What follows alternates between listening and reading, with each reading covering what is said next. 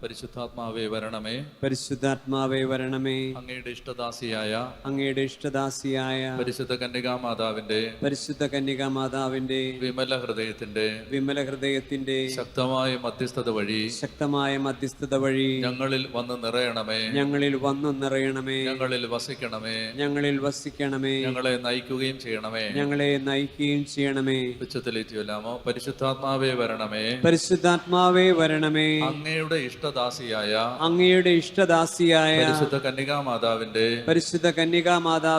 വിമല ഹൃദയത്തിന്റെ ശക്തമായ മധ്യസ്ഥത വഴി ഞങ്ങളിൽ വന്ന് നിറയണമേ, ഞങ്ങളിൽ വസിക്കണമേ, ഞങ്ങളെ നയിക്കുകയും ചെയ്യണമേ. ഈശോയുടെ തിരുഹൃദയത്തിൽ നിന്ന് കാരുണ്യത്തിന്റെ അരുവിയായി ഞങ്ങളിലേക്ക് ഒഴുകി ഇറങ്ങിയ തിരുരക്തമേ, തിരുജലമേ, ഞാൻ അങ്ങയിൽ ശരണപ്പെടുന്നു. Hallelujah. God is good all the time. അവസാനത്തെ ഭാഗം ചീറ്റിപ്പോയി. ഹല്ലേലൂയ എന്ന് പറയുമ്പോൾ തട്ടഹസിച്ച് ദൈവത്തെ മഹത്വപ്പെടുത്തി ഹല്ലേലൂയ പറ. ഉറക്കമാ ഹല്ലേലൂയ എന്ന് പറയണം. Okay. God is good all the time.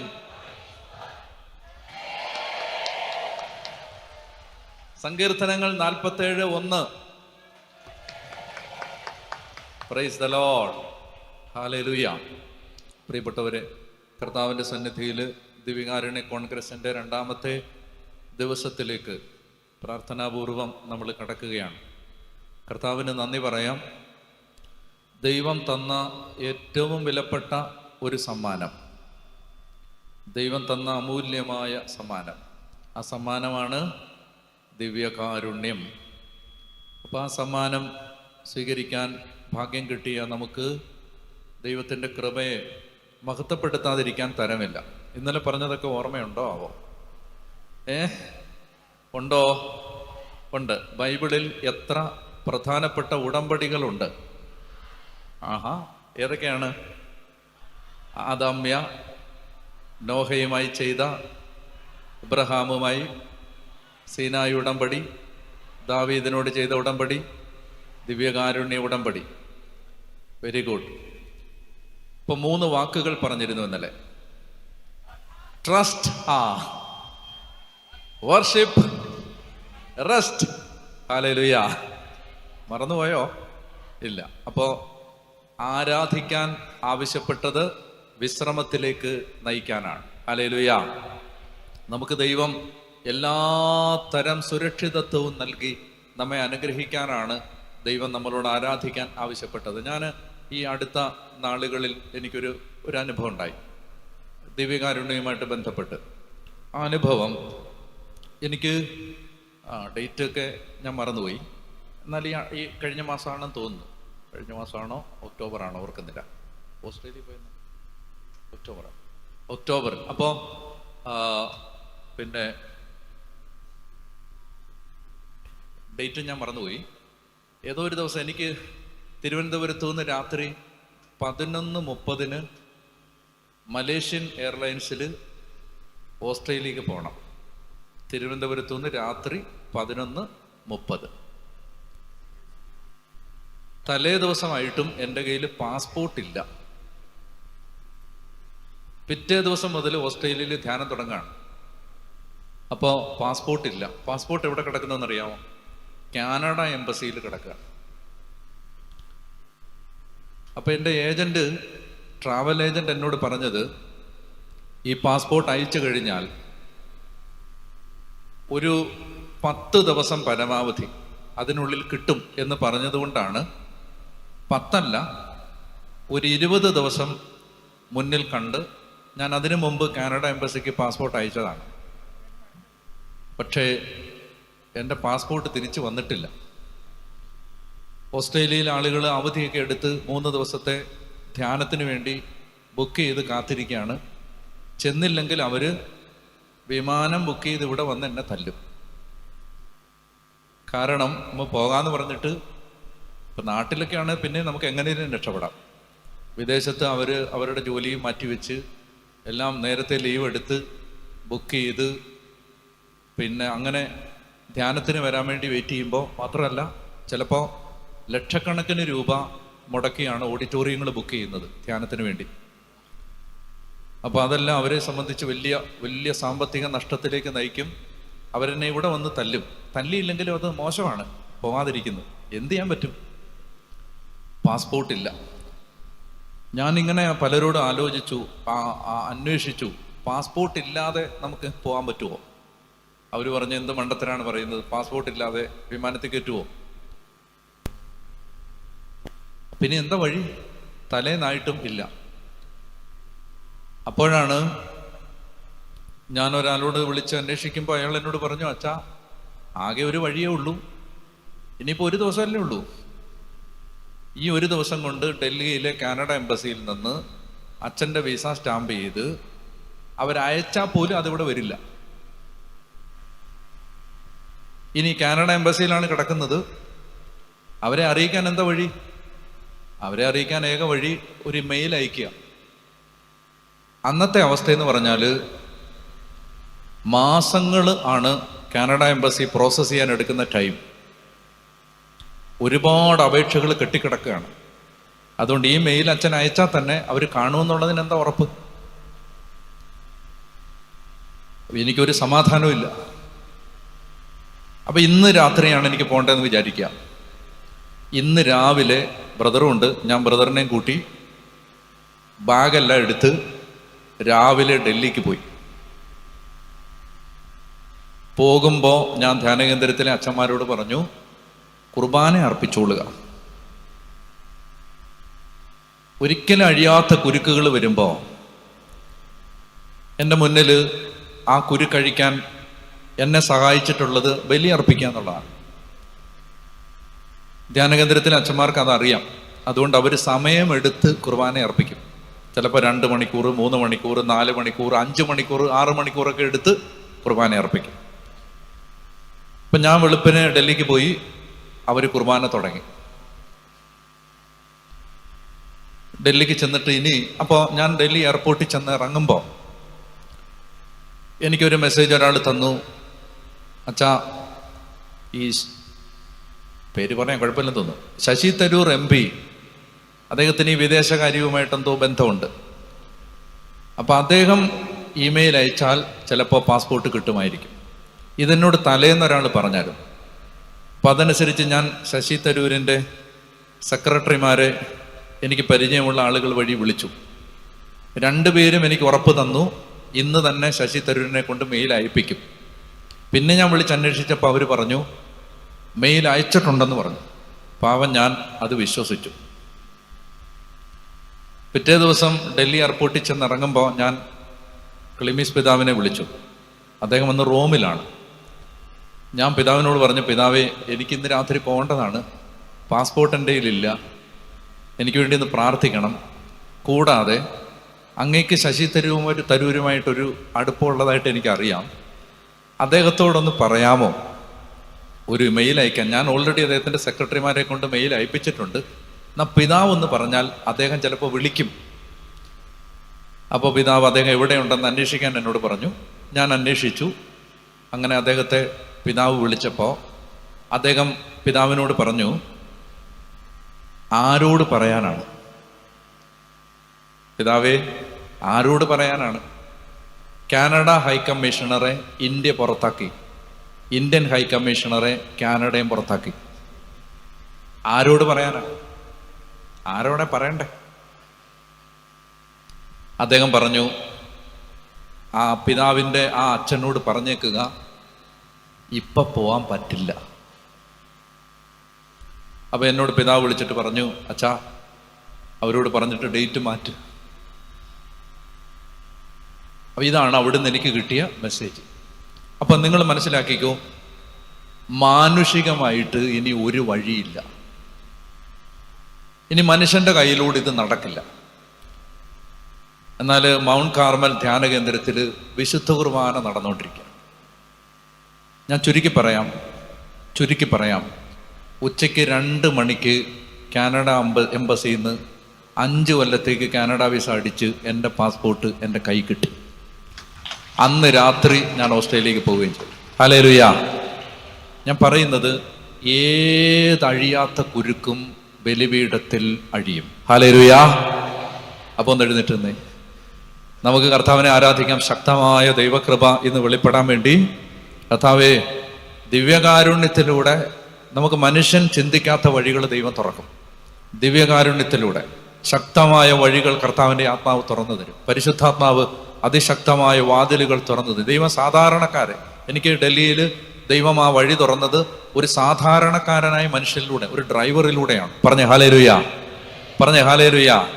എംപിമാരും മന്ത്രിമാരും എല്ലാവരും സ്വാധീനമുള്ളവരും മാറി നിൽക്കുമ്പോൾ ദൈവം സാധാരണക്കാരനിലൂടെ വഴി തുറക്കും. ഹല്ലേലൂയ, പറഞ്ഞേ ഹല്ലേലൂയ. നമ്മൾ ഇന്നലെ ദൈവം മനുഷ്യനോട് ചെയ്ത ആദ്യത്തെ ഉടമ്പടി പ്രകാരം മനുഷ്യന് ദൈവം നൽകിയ വാഗ്ദാനങ്ങളും അനുഗ്രഹങ്ങളും ദൈവം നൽകിയ കണ്ടീഷൻസും വ്യവസ്ഥകളും നമ്മൾ കാണാനിടയായി. ഇനി നമ്മൾ അവിടെ നിന്ന് മുന്നോട്ട് നീങ്ങുകയാണ്. ആരാധന, അതാണ് നമ്മുടെ വിഷയം, ആരാധന. അപ്പൊ ഇനി നമ്മൾ ഇന്നത്തെ നമ്മുടെ അന്വേഷണം, പഴയ നിയമ ജനത, ദൈവത്തിന്റെ തെരഞ്ഞെടുക്കപ്പെട്ട ജനത ദൈവത്തെ ആരാധിച്ചത് എങ്ങനെയാണ്, അവരുടെ ആരാധനാ വിധികൾ എങ്ങനെയായിരുന്നു. നമ്മൾ ബൈബിളിൽ പല വിധത്തിൽ ദൈവത്തെ ആരാധിച്ചതിനെ കുറിച്ച് മനസ്സിലാക്കുന്നുണ്ട്. പല തരത്തിൽ ദൈവമക്കൾ ദൈവത്തെ ആരാധിച്ചതിനെ കുറിച്ച് നമ്മൾ മനസ്സിലാക്കുന്നുണ്ട്. ഞാൻ ചില വാക്യങ്ങളിലൂടെ നിങ്ങളുടെ ശ്രദ്ധയെ വിളിക്കുകയാണ്. നിങ്ങൾക്ക് ആ വാക്യങ്ങൾ വായിക്കുമ്പോൾ ബൈബിളിലെ ചില ആരാധനാ രീതികൾ എങ്ങനെയാണ് എന്ന് മനസ്സിലാക്കാനായിട്ട് കഴിയും. പറഞ്ഞേ ഹല്ലേലൂയ, പറഞ്ഞേ ഹല്ലേലൂയ. അപ്പൊ നമുക്ക് ബൈബിളിലെ ആരാധനാ രീതികൾ എങ്ങനെയാണ് എന്നതിനെക്കുറിച്ച് മനസ്സിലാക്കാൻ ആദ്യമായിട്ട് ഈ അബ്രഹാമിൻ്റെ ഭൃത്യനായിരുന്ന ഏലിയാസർ എന്ന് പറയുന്ന ഒരാള് ഒരിക്കല് അബ്രഹാമിൻ്റെ കൽപ്പന അനുസരിച്ച് മകൻ ഇസഹാക്കിന് ഒരു വധുവിനെ കണ്ടെത്താനായി അദ്ദേഹം യാത്ര തിരിക്കുന്നുണ്ട്. അപ്പം അങ്ങനെ ആ യാത്ര തിരിക്കുന്ന സമയത്ത് അദ്ദേഹം അവിടെ ചെന്നിട്ട് ഇസഹാക്കിന് ഒരു ഭാര്യയെ കണ്ടെത്തി. അങ്ങനെ അദ്ദേഹം ആ ഒരു സമയത്ത് ദൈവത്തെ ആരാധിക്കുന്നതിനെ കുറിച്ചുള്ള ഒരു വാചകം, അതാണ് അതിൻ്റെ പശ്ചാത്തലം. നമുക്ക് വായിക്കാം. പറഞ്ഞേ ഹല്ലേലൂയ, അവർക്ക് പറഞ്ഞേ ഹല്ലേലൂയ. യേശുവേ നന്ദി, യേശുവേ സ്തുതി, യേശുവേ ആരാധന, യേശുവേ ആരാധന, യേശുവേ ആരാധന. ഒരു കാര്യം പറയാൻ മറന്നുപോയി. നമ്മുടെ ഇന്നത്തെ തിരുനാൾ എന്താണ്? ഇന്ന് ഗോഡാലുപ്പ മാതാവിൻ്റെ തിരുനാളാണ്. മെക്സിക്കോയിലെ പരിശുദ്ധ അമ്മ പ്രത്യക്ഷപ്പെട്ടതിൻ്റെ ഓർമ്മയാണ്. ഗോഡാലുപ്പ മാതാവിൻ്റെ തിരുനാളാണ്. അമ്മയുടെ വിമല ഹൃദയത്തിലേക്ക് നമുക്ക് ഇന്നത്തെ രാത്രിയെയും ദേശത്തെയും ഒന്ന് സമർപ്പിച്ചുകൊണ്ട് ഉച്ചത്തിലൊന്ന് പ്രാർത്ഥിക്കാം. നന്മ നിറഞ്ഞ മറിയമേ സ്വസ്തി, അങ്ങയുടെ ഉദരത്തിൻ ഫലമായ ഈശോ അനുഗ്രഹിക്കപ്പെട്ടവനാകുന്നു. പരിശുദ്ധ മറിയമേ തമ്പുരാന്റെ അമ്മേ, പാപികളായ ഞങ്ങൾക്ക് വേണ്ടി ഇപ്പോഴും ഞങ്ങളുടെ മരണസമയത്തും എന്നൂടെ നന്മ നിറഞ്ഞ മറിയമേ സ്വസ്തി.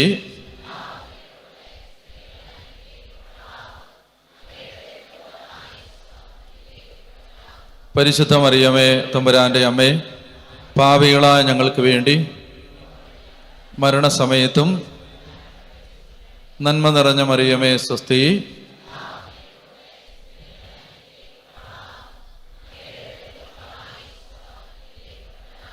പരിശുദ്ധ മറിയമേ തമ്പുരാന്റെ അമ്മയെ,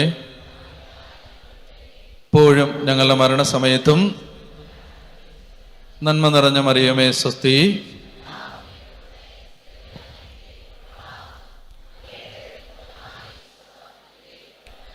പരിശുദ്ധ മറിയമേ തമ്പുരാന്റെ അമ്മയെ,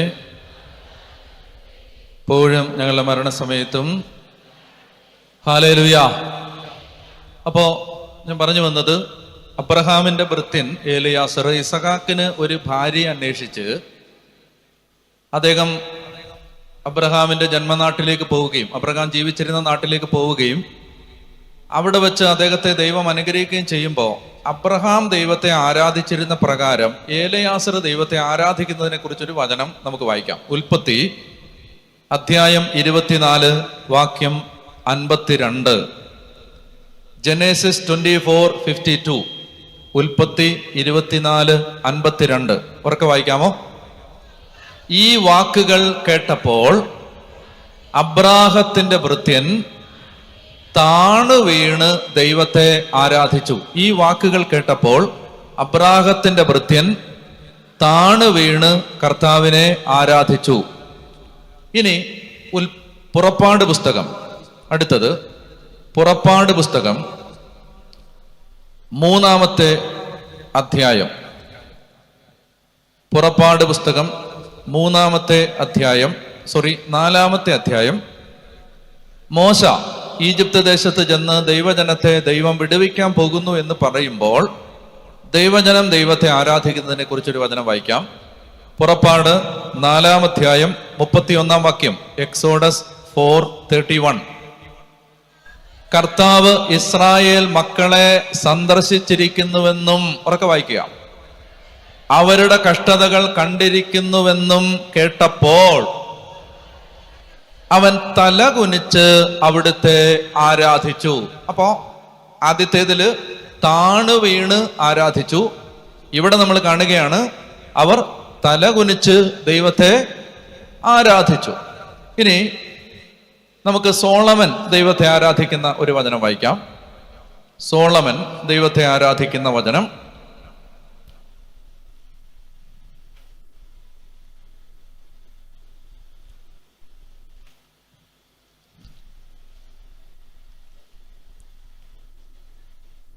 രണ്ട് ദിനവൃത്താന്തം എടുക്കുക. 2 ദിനവൃത്താന്തം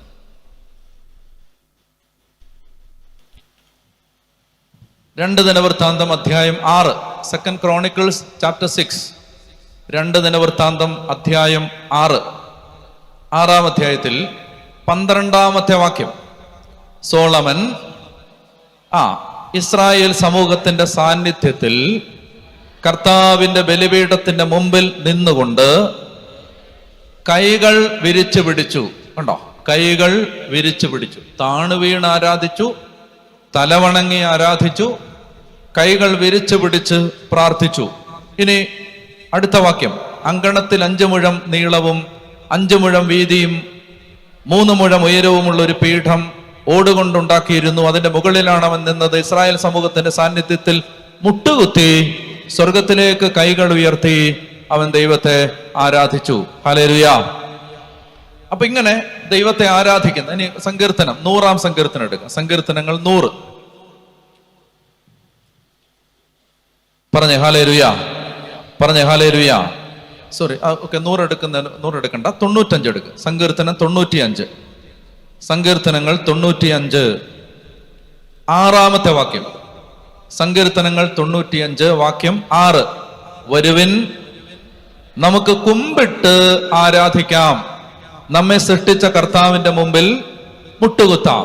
മുട്ടുകുത്തി ആരാധിക്കുക, കുമ്പിട്ട് ആരാധിക്കുക, കൈകൾ അടിച്ച് ആരാധിക്കുക, കൈത്താളങ്ങളോട് ആരാധിക്കുക. ഇനി സങ്കീർത്തനം പറയുന്നുണ്ട് നൃത്തമാടി ആരാധിക്കുക.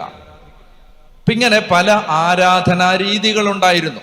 മിറിയാം, മോശയുടെ പെങ്ങളായ മിറിയാം തപ്പെടുത്ത് കൊട്ടി നൃത്തമാടി ദൈവത്തെ ആരാധിച്ചു. ഇങ്ങനെ ബൈബിളിൽ ശ്രദ്ധിക്കുക, പല ആരാധനാ രീതികൾ ഉണ്ടായിരുന്നു.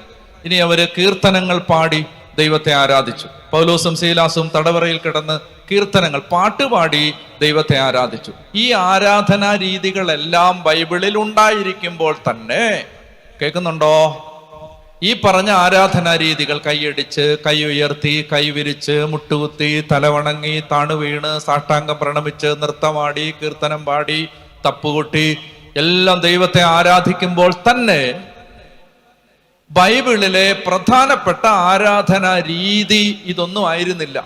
പിന്നെന്തായിരുന്നു? ഇതെല്ലാം ബൈബിളിലെ ആരാധനാ വിധികളായിരിക്കുമ്പോൾ തന്നെ ബൈബിളിൽ ഏറ്റവും പ്രധാനപ്പെട്ട അതായത് ദൈവമക്കള് ദൈവത്തെ ആരാധിക്കണമെന്ന് ആദ്യന്തം ബൈബിള് നൽകുന്ന കൽപ്പന എങ്ങനെ ആരാധിക്കണമെന്നാണ്? ബലി അർപ്പിച്ച് ആരാധിക്കണം. ഇത് നിങ്ങളുടെ ഹൃദയത്തിൽ എഴുതുക. ഇപ്പൊ ഇത് എഴുതുക, നിങ്ങളുടെ ചങ്കിനകത്ത് ഇത് എഴുതുക. ബൈബിളിലെ ആരാധനാ രീതി ബലി അർപ്പിച്ചുള്ള ആരാധനയാണ്. ഹല്ലേലൂയാ. അതായത് ദൈവമക്കൾ ആരാധിക്കണമെന്ന് ബൈബിളിലെ ദൈവം കൽപ്പിച്ചത് ബലിയർപ്പിച്ച് ആരാധിക്കണം. അത് നമ്മൾ കാണാൻ പോവാണ്.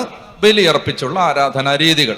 നമുക്ക് ഉൽപ്പത്തി മുതൽ പെട്ടെന്ന് കുറച്ച് വചനങ്ങളൊന്ന് വായിച്ച് ഇതൊക്കെ ഒന്ന് മനസ്സിൽ പതിച്ചു പോകാൻ വേണ്ടിയിട്ടാണ്. ആദ്യത്തെ ബലിയർപ്പണം നമ്മൾ കാണുന്നത് ഉൽപ്പത്തി പുസ്തകത്തിന്റെ 4-ാമത്തെ അധ്യായത്തിലാണ്. ഞാൻ വായിച്ച് വിശദീകരിക്കേണ്ട ആവശ്യമില്ല. ആരാണ് ബലിയർപ്പിച്ചത്? കായേനും ആബേലും. അങ്ങനെ പ്രപഞ്ചത്തിന്റെ ആരംഭത്തിൽ തന്നെ, ആദി മനുഷ്യരുടെ ജീവിതത്തിൽ തന്നെ, ആദി തലമുറകളിൽ തന്നെ അവർ ദൈവത്തെ ആരാധിക്കാൻ വേണ്ടി തെരഞ്ഞെടുത്ത വഴി എന്തായിരുന്നു? ബലിയർപ്പിച്ച്. അപ്പൊ കായേനും ആബേലും, കായേൻ തന്റെ കൃഷി ഭൂമിയിൽ നിന്നെടുത്ത വിളവുകളിൽ ചിലതെടുത്ത് ദൈവത്തിന് ആരാധന ബലിയർപ്പിച്ചു. ഇനി ആബേൽ തന്റെ ആട്ടിൻകൂട്ടത്തിൽ നിന്ന് ഒന്നെടുത്ത് കർത്താവിന് സമർപ്പിച്ചു. ഇത് ഒരു ബലിയർപ്പണ രീതിയായിട്ടാണ് ആദിമ സഭ തൊട്ട് പിതാക്കന്മാരുടെ കാലം മുതൽ തന്നെ കായേനും ആബേലും അർപ്പിച്ചതിനെ ബലിയായിട്ടാണ് സഭാപിതാക്കന്മാർ കണ്ടിട്ടുള്ളത്. ഇത് കാഴ്ചവെക്കുക എന്നതിനപ്പുറത്ത് ഇതൊരു ബലിയർപ്പണമാണ്. പറഞ്ഞേ ഹല്ലേലൂയാ, പറഞ്ഞേ ഹല്ലേലൂയാ, ഹല്ലേലൂയാ. അപ്പൊ ഇതാണ് നമ്മൾ കാണുന്ന ആദ്യത്തെ ബലി. ഇനി നമ്മൾ കാണുന്ന രണ്ടാമത്തെ ബലിയർപ്പണം. ഞാൻ എങ്ങനെയാണ് ബൈബിളിലെ ദൈവമക്കള് ദൈവത്തെ ആരാധിച്ചത് എന്നതിലൂടെ നിങ്ങളെ കൊണ്ടുപോവുകയാണ്. അടുത്തത് കാണുന്നത് നോഹ.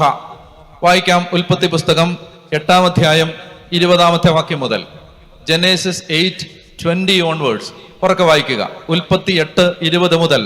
നോഹ കർത്താവിന് ഒരു ബലിപീഠം നിർമ്മിച്ചു. ശുദ്ധിയുള്ള എല്ലാ മൃഗങ്ങളിലും പക്ഷികളിലും നിന്ന് അവൻ അവിടത്തേക്ക് ഒരു ദഹനബലി അർപ്പിച്ചു. ആ ഹൃദ്യമായ ഗന്ധം ആസ്വദിച്ചപ്പോൾ കർത്താവ് പ്രസാദിച്ചരുളി, മനുഷ്യൻ കാരണം ഇനി ഒരിക്കലും ഞാൻ ഭൂമിയെ ശപിക്കുകയില്ല. ഒരു ചെറിയ വിശദാംശം ഇവിടെ നിങ്ങൾ ശ്രദ്ധിക്കണമെന്ന് ഞാൻ ആഗ്രഹിക്കുന്നു. അതായത് പെട്ടകത്തിനകത്തേക്ക് മൃഗങ്ങളെ കയറ്റാൻ ആവശ്യപ്പെട്ടപ്പോൾ ദൈവം ഇപ്രകാരം ഒരു സൂചന നൽകിയിരുന്നു. വായിക്കാം. 7-ാം അധ്യായം 7-ാമത്തെ വാക്യം. 7-ാം അധ്യായം 7-ാമത്തെ വാക്യം. വെള്ളപ്പൊക്കത്തിൽ നിന്ന് രക്ഷപ്പെടാൻ നോഹയും ഭാര്യയും പുത്രന്മാരും അവരുടെ ഭാര്യമാരും പെട്ടകത്തിൽ കയറി ദൈവം കൽപ്പിച്ചതുപോലെ ശുദ്ധിയുള്ളവയും അല്ലാത്തവയുമായ മൃഗങ്ങളും പക്ഷികളും ഇഴജന്തുക്കളും ആണും പെണ്ണുമായി 2 വീതം. പറഞ്ഞേ ഹല്ലേലൂയാ, പറഞ്ഞേ ഹല്ലേലൂയാ.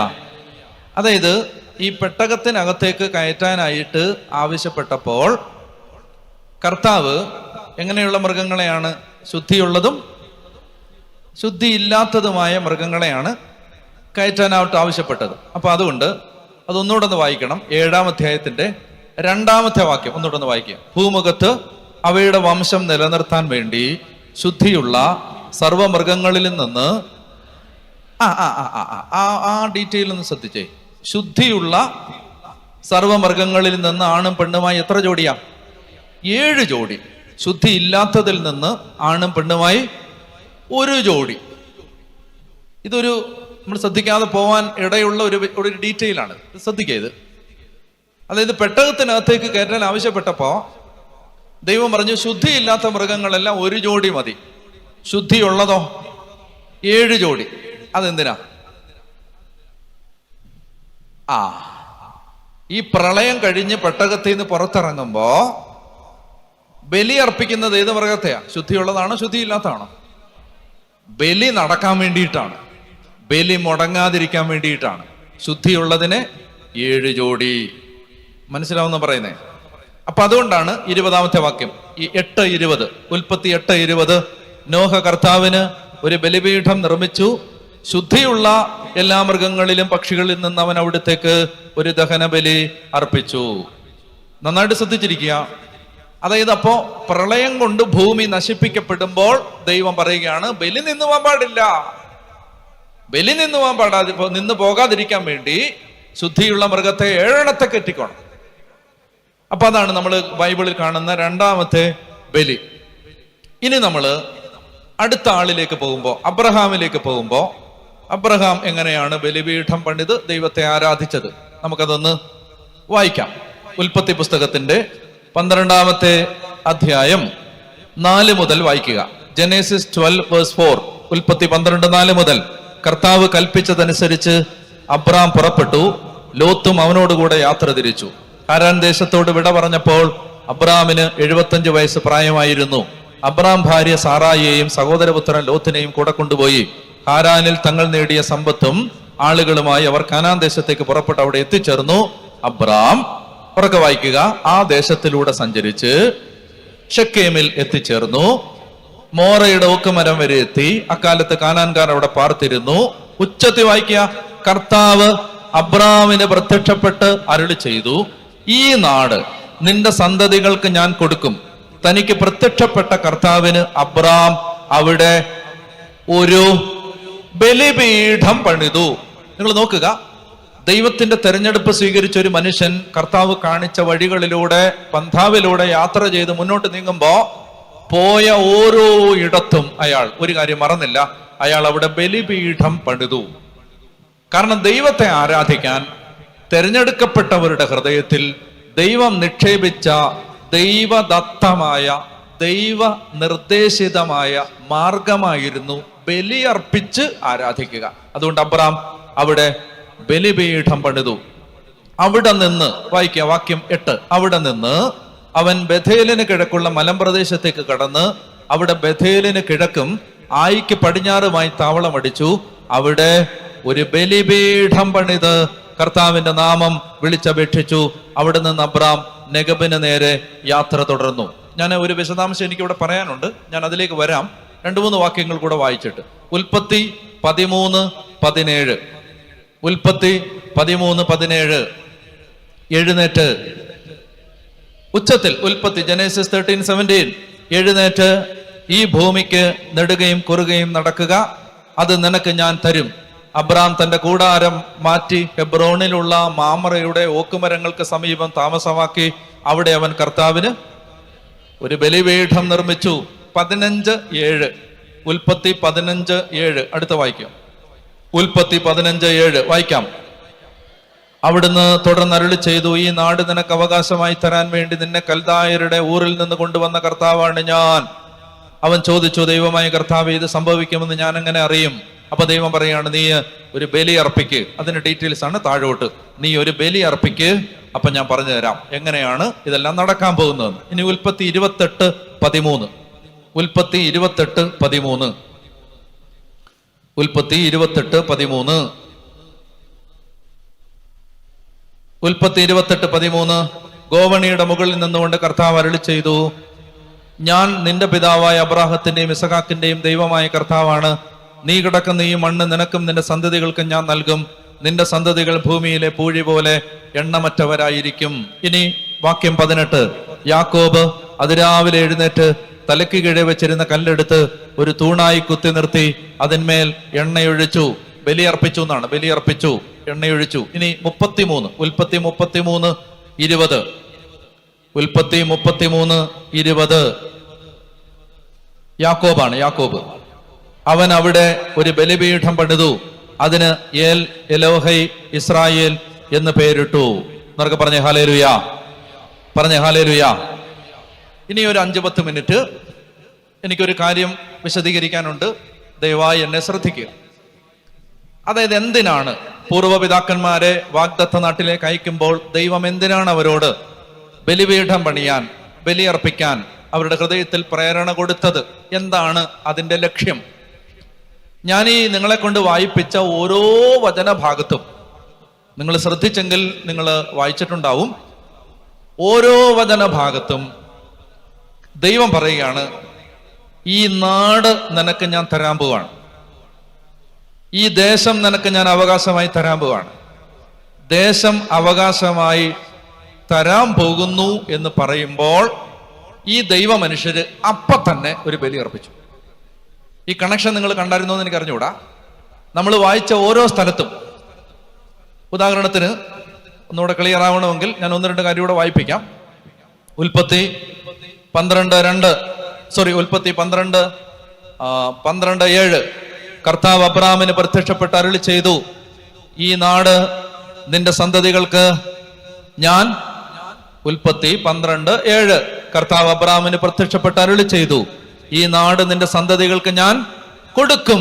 തനിക്ക് പ്രത്യക്ഷപ്പെട്ട കർത്താവിന് അബ്രാം അവിടെ ഒരു ബലിപീഠം പണിതു. അതായത് ഒരു നാട്ടിൽ ചെന്ന് കാല് കുത്തുമ്പോ ആ നാട് നിനക്ക് ഞാൻ തരും എന്ന് പറയുമ്പോ ആ നാട് സ്വീകരിക്കാൻ വേണ്ടി ദൈവം പറഞ്ഞ ആ വാഗ്ദാനത്തിന്റെ അവകാശം കൈവശപ്പെടുത്താനായി ദൈവജനം ചെയ്തത് ബലിയർപ്പിച്ച് ദൈവത്തെ ആരാധിച്ചു. നിങ്ങൾ ഇതിന്റെ ന്യൂവാൻസ് കാണാതെ പോകരുത്, ഇതിന്റെ വിശദാംശം കാണാതെ പോകരുത്. അതായത് ഒരു നാട്ടിൽ ചെന്ന് കാലുകുത്തുമ്പോ ആ നാട് പിടിച്ചെടുക്കാൻ, ആ നാടിന്റെ മേൽ ആധിപത്യം ഉണ്ടാവാൻ, ആ നാടിന്റെ അവകാശം കൈയാളാൻ, ആ നാട് സ്വന്തമായി തീരാൻ ദൈവം അവരുടെ ആത്മാവിൽ കൊടുത്ത പ്രേരണയാണ് ആരാധിക്കുക. എങ്ങനെ ആരാധിക്കുക? ബലിയർപ്പിച്ച് എന്നെ ആരാധിക്കുക. So you will possess the land in which you set your foot. കാലുകുത്തുന്ന ഇടം നിന്റെ അവകാശമായിട്ട് മാറും. അപ്പൊ അവകാശമാകണമെങ്കിൽ ബലി അർപ്പിച്ച് ആരാധിക്കണം. നല്ലപോലെ തന്നെ ശ്രദ്ധിച്ചിരിക്കണം. അതായത് ദൈവജനത്തിന് നമ്മൾ കാലുകുത്തുന്ന ഇടങ്ങളിൽ ഒരധികാരം, ഞാൻ ഇന്നലെ പറഞ്ഞില്ലേ, ആന വരരുത് എന്ന് പറഞ്ഞാൽ വരരുത്, പന്നി വരരുത് എന്ന് പറഞ്ഞാൽ വരരുത്. അങ്ങനെ ഒരു അവകാശം, അങ്ങനെ ഒരു അവകാശം ഈ മണ്ണിന്റെ മേൽ, ദേശത്തിന്റെ മേൽ, നമ്മൾ ജീവിക്കുന്ന ഇടങ്ങളുടെ മേൽ ഉണ്ടാകണമെങ്കിൽ ദൈവം ആദി പിതാക്കന്മാർക്ക് പറഞ്ഞു കൊടുക്കാണ്, ബലി അർപ്പിച്ച് നാട് പിടിച്ചെടുക്ക്. പറഞ്ഞ ഹല്ലേലൂയ. പുതിയ നിയമത്തിലേക്ക് വരിക. അപ്പസ്തോലന്മാരെ ഈശോ അയക്കുമ്പോ അപ്പസ്തോലന്മാർക്ക് ഈശോ കൊടുത്ത ആദ്യത്തെ അധികാരം വചനം പ്രഘോഷിക്കാനല്ല, രോഗികളെ സുഖപ്പെടുത്താനല്ല, ദൈവരാജ്യത്തിന്റെ ശുശ്രൂഷ നടത്താനല്ല, ദൈവരാജ്യത്തിന്റെ പ്രഘോഷണം നടത്താനല്ല. ആദ്യം കൊടുത്ത അധികാരം മത്തായി 10:1-2. മത്തായി 10:1-2. അവൻ വായിക്കേ, മത്തായി 10:1-2. അവൻ തന്റെ 12 ശിഷ്യന്മാരെ വിളിച്ച് അശുദ്ധാത്മാക്കളെ ബഹിഷ്കരിക്കാനും എല്ലാ രോഗങ്ങളെ സുഖപ്പെടുത്താനും അവർക്ക് അധികാരം കൊടുത്തു. അപ്പസ്തോലന്മാർക്ക് ഈശോ കൊടുത്ത ആദ്യത്തെ അധികാരം എന്തിന്റെ മേലുള്ള അധികാരം? പിശാചുക്കളുടെ മേലുള്ള അധികാരം. ലൂക്കാ 9:1-2. അവൻ 12 അപ്പസ്തോലന്മാരെ അടുത്ത് വിളിച്ച് സകല പിശാചുക്കളുടെ മേലും അവർക്ക് അധികാരവും ശക്തിയും കൊടുത്തു. അപ്പസ്തോലന്മാര് 72 പേര് ദൈവ ശുശ്രൂഷ ചെയ്തിട്ട് തിരിച്ചു വന്നപ്പോ അവർ ഈശോയോട് പറഞ്ഞത്, കർത്താവേ, ഞങ്ങൾ സുവിശേഷം പ്രസംഗിച്ചു എന്നല്ല, രോഗികളെ സുഖപ്പെട്ടു എന്നല്ല, നിന്റെ നാമത്തിൽ പിശാചുക്കൾ ഞങ്ങൾക്ക് കീഴടങ്ങി. അപ്പൊ ഈശോ പറഞ്ഞു ലൂക്കാ 10:19, ഇതാ പാമ്പുകളുടെയും തേളുകളുടെയും ശത്രുവിന്റെ സകല ശക്തികളുടെയും മീതെ ചവിട്ടി നടക്കാൻ ഞാൻ നിങ്ങൾക്ക് അധികാരം തന്നിരിക്കുന്നു, ഒന്നും നിങ്ങളെ ഉപദ്രവിക്കില്ല. ഇനി കർത്താവ് ഈശോ മിശിഹ മർക്കോസിന്റെ സുവിശേഷത്തില് 16-ാം അധ്യായത്തില് അപ്പസ്തോലന്മാരെ അയച്ചപ്പോ അവർക്ക് സുവിശേഷ വേല ചെയ്യാനായിട്ട് നിർദ്ദേശം കൊടുത്തയക്കുമ്പോ മർക്കോസിന്റെ സുവിശേഷം 16-ാം അധ്യായം 14 മുതൽ 15 മുതൽ അവൻ അവരോട് പറഞ്ഞു, നിങ്ങൾ ലോകമെങ്ങും പോയി എല്ലാ സൃഷ്ടികളോട് സുവിശേഷം പ്രസംഗിക്കുവിൻ.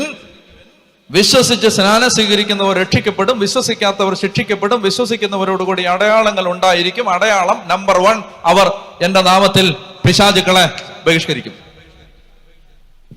ആ ഭാഷയൊക്കെ പിന്നെ, അവർ എന്റെ നാമത്തിൽ പിശാചുക്കളെ ബഹിഷ്കരിക്കും. അതായത് ഈശോ എപ്പോഴും, നമ്മൾ കണ്ടു, അബ്രഹാം, ഇസഹാക്ക്, യാക്കൂബ്, നോഹ എല്ലാവരും ഓരോ സ്ഥലത്ത് ചെല്ലുമ്പോ, അവരൊരു സ്ഥലത്ത് ചെന്ന് കാലുകുത്തുമ്പോ ആദ്യം ചെയ്യുന്നത് അവർ ബലിയർപ്പിച്ച് ദൈവത്തെ ആരാധിക്കും. അങ്ങനെ ഓരോ ബലിയർപ്പണം നടക്കുന്ന സ്ഥലത്തും നിങ്ങൾ അതിനടുത്ത് വായിച്ചാൽ മതി, ഈ നാട് നിനക്ക് ഞാൻ തരും എന്ന് ദൈവം പറയുന്നു. ഈ നാട് തരും എന്ന് പറയുമ്പോൾ അവർ ഉടനെ തന്നെ ആ അവകാശം കൈക്കലാക്കാൻ വേണ്ടി ബലിയർപ്പിക്കും.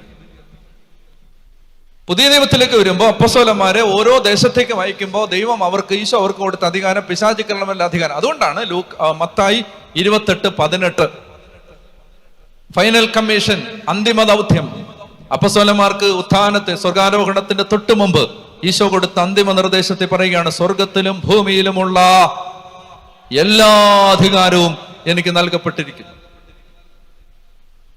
ചിന്തിച്ചിട്ടുണ്ടോ നിങ്ങള്?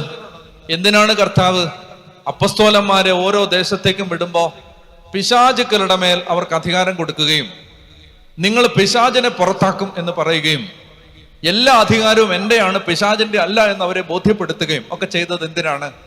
അതായത് നമ്മൾ എവിടെ ജീവിച്ചാലും, നമ്മൾ ഏത് സ്ഥലത്ത് പോയാലും ഒരു കാര്യം നിങ്ങൾ മനസ്സിലാക്കിയിരിക്കുക, സാത്താൻ ആരാധന സ്വീകരിച്ച് സ്വീകരിച്ച് സ്വീകരിച്ച് സ്വീകരിച്ച് സ്വീകരിച്ച് ശക്തനാവുകയും ഓരോ സ്ഥലത്തിൻ്റെയും അവകാശം കൈയടക്കി വാഴുകയും ചെയ്യുന്നുണ്ട് എന്ന സത്യം കേൾക്കാൻ ചെവിയുള്ളവൻ കേൾക്കട്ടെ. ഏത് സ്ഥലത്ത് ദൈവമക്കൾ പോയാലും, ഇപ്പൊ ഞങ്ങൾ യാത്ര ചെയ്യുന്ന ആളുകളാണ്, ഞങ്ങൾ യാത്രകളിൽ ഏർപ്പെട്ടിരിക്കുമ്പോൾ ഞങ്ങൾക്കറിയാം, നമ്മളൊരു സ്ഥലത്ത് ദൈവശുശ്രൂഷയ്ക്ക് ചെല്ലുമ്പോൾ ചെല്ലുന്നതിന് മുമ്പേ നമുക്ക് ഇങ്ങോട്ട് യുദ്ധം ഉണ്ടാവും. ചെല്ലുന്നതിന് മുമ്പേ, മനസ്സിലായോ? ചെന്ന് യുദ്ധം തുടങ്ങിയിട്ടല്ല, ചെല്ലുന്നതിന് മുമ്പേ അറ്റാക്ക് വരും.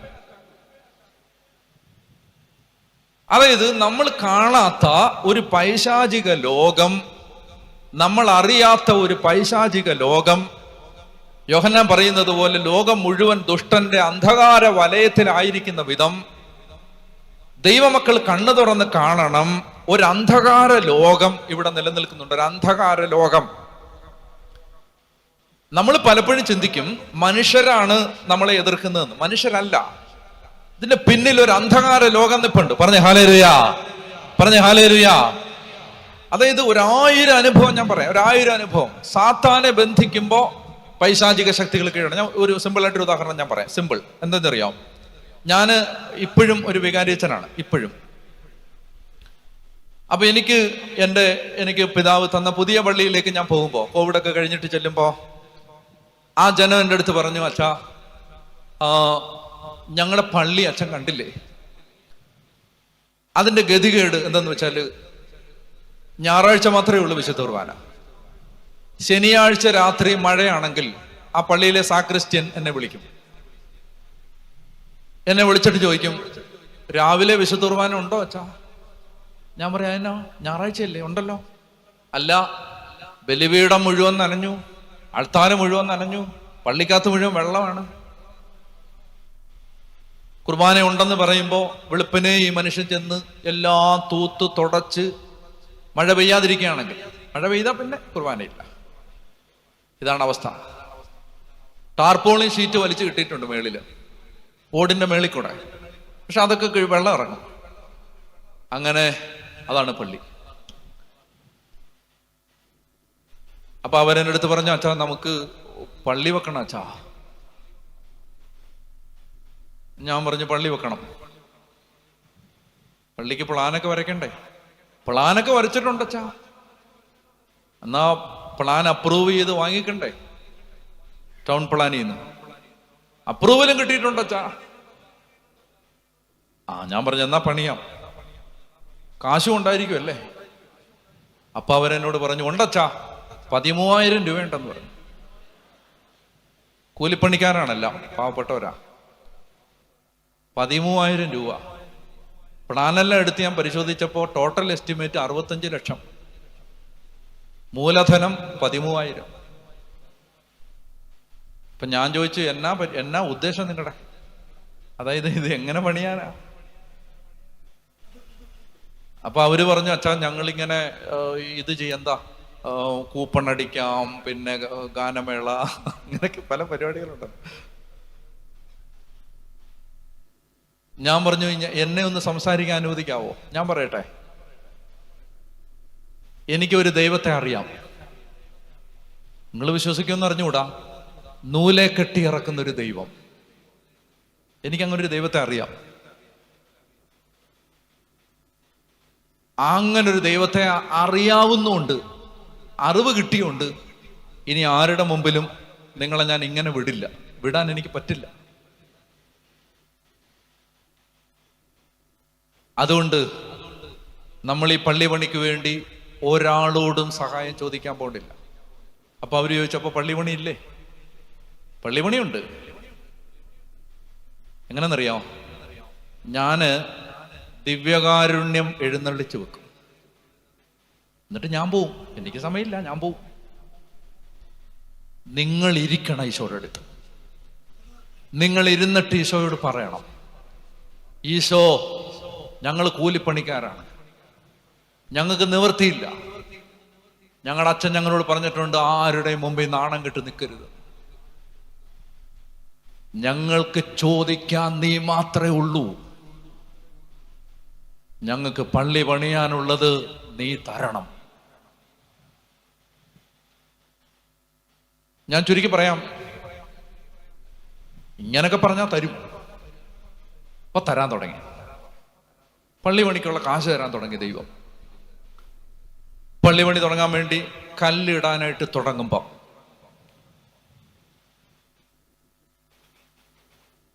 പെട്ടെന്ന് അയൽപക്കത്തുള്ളൊരു കുടുംബം കൊണ്ടുപോയി കേസ് കൊടുത്തു.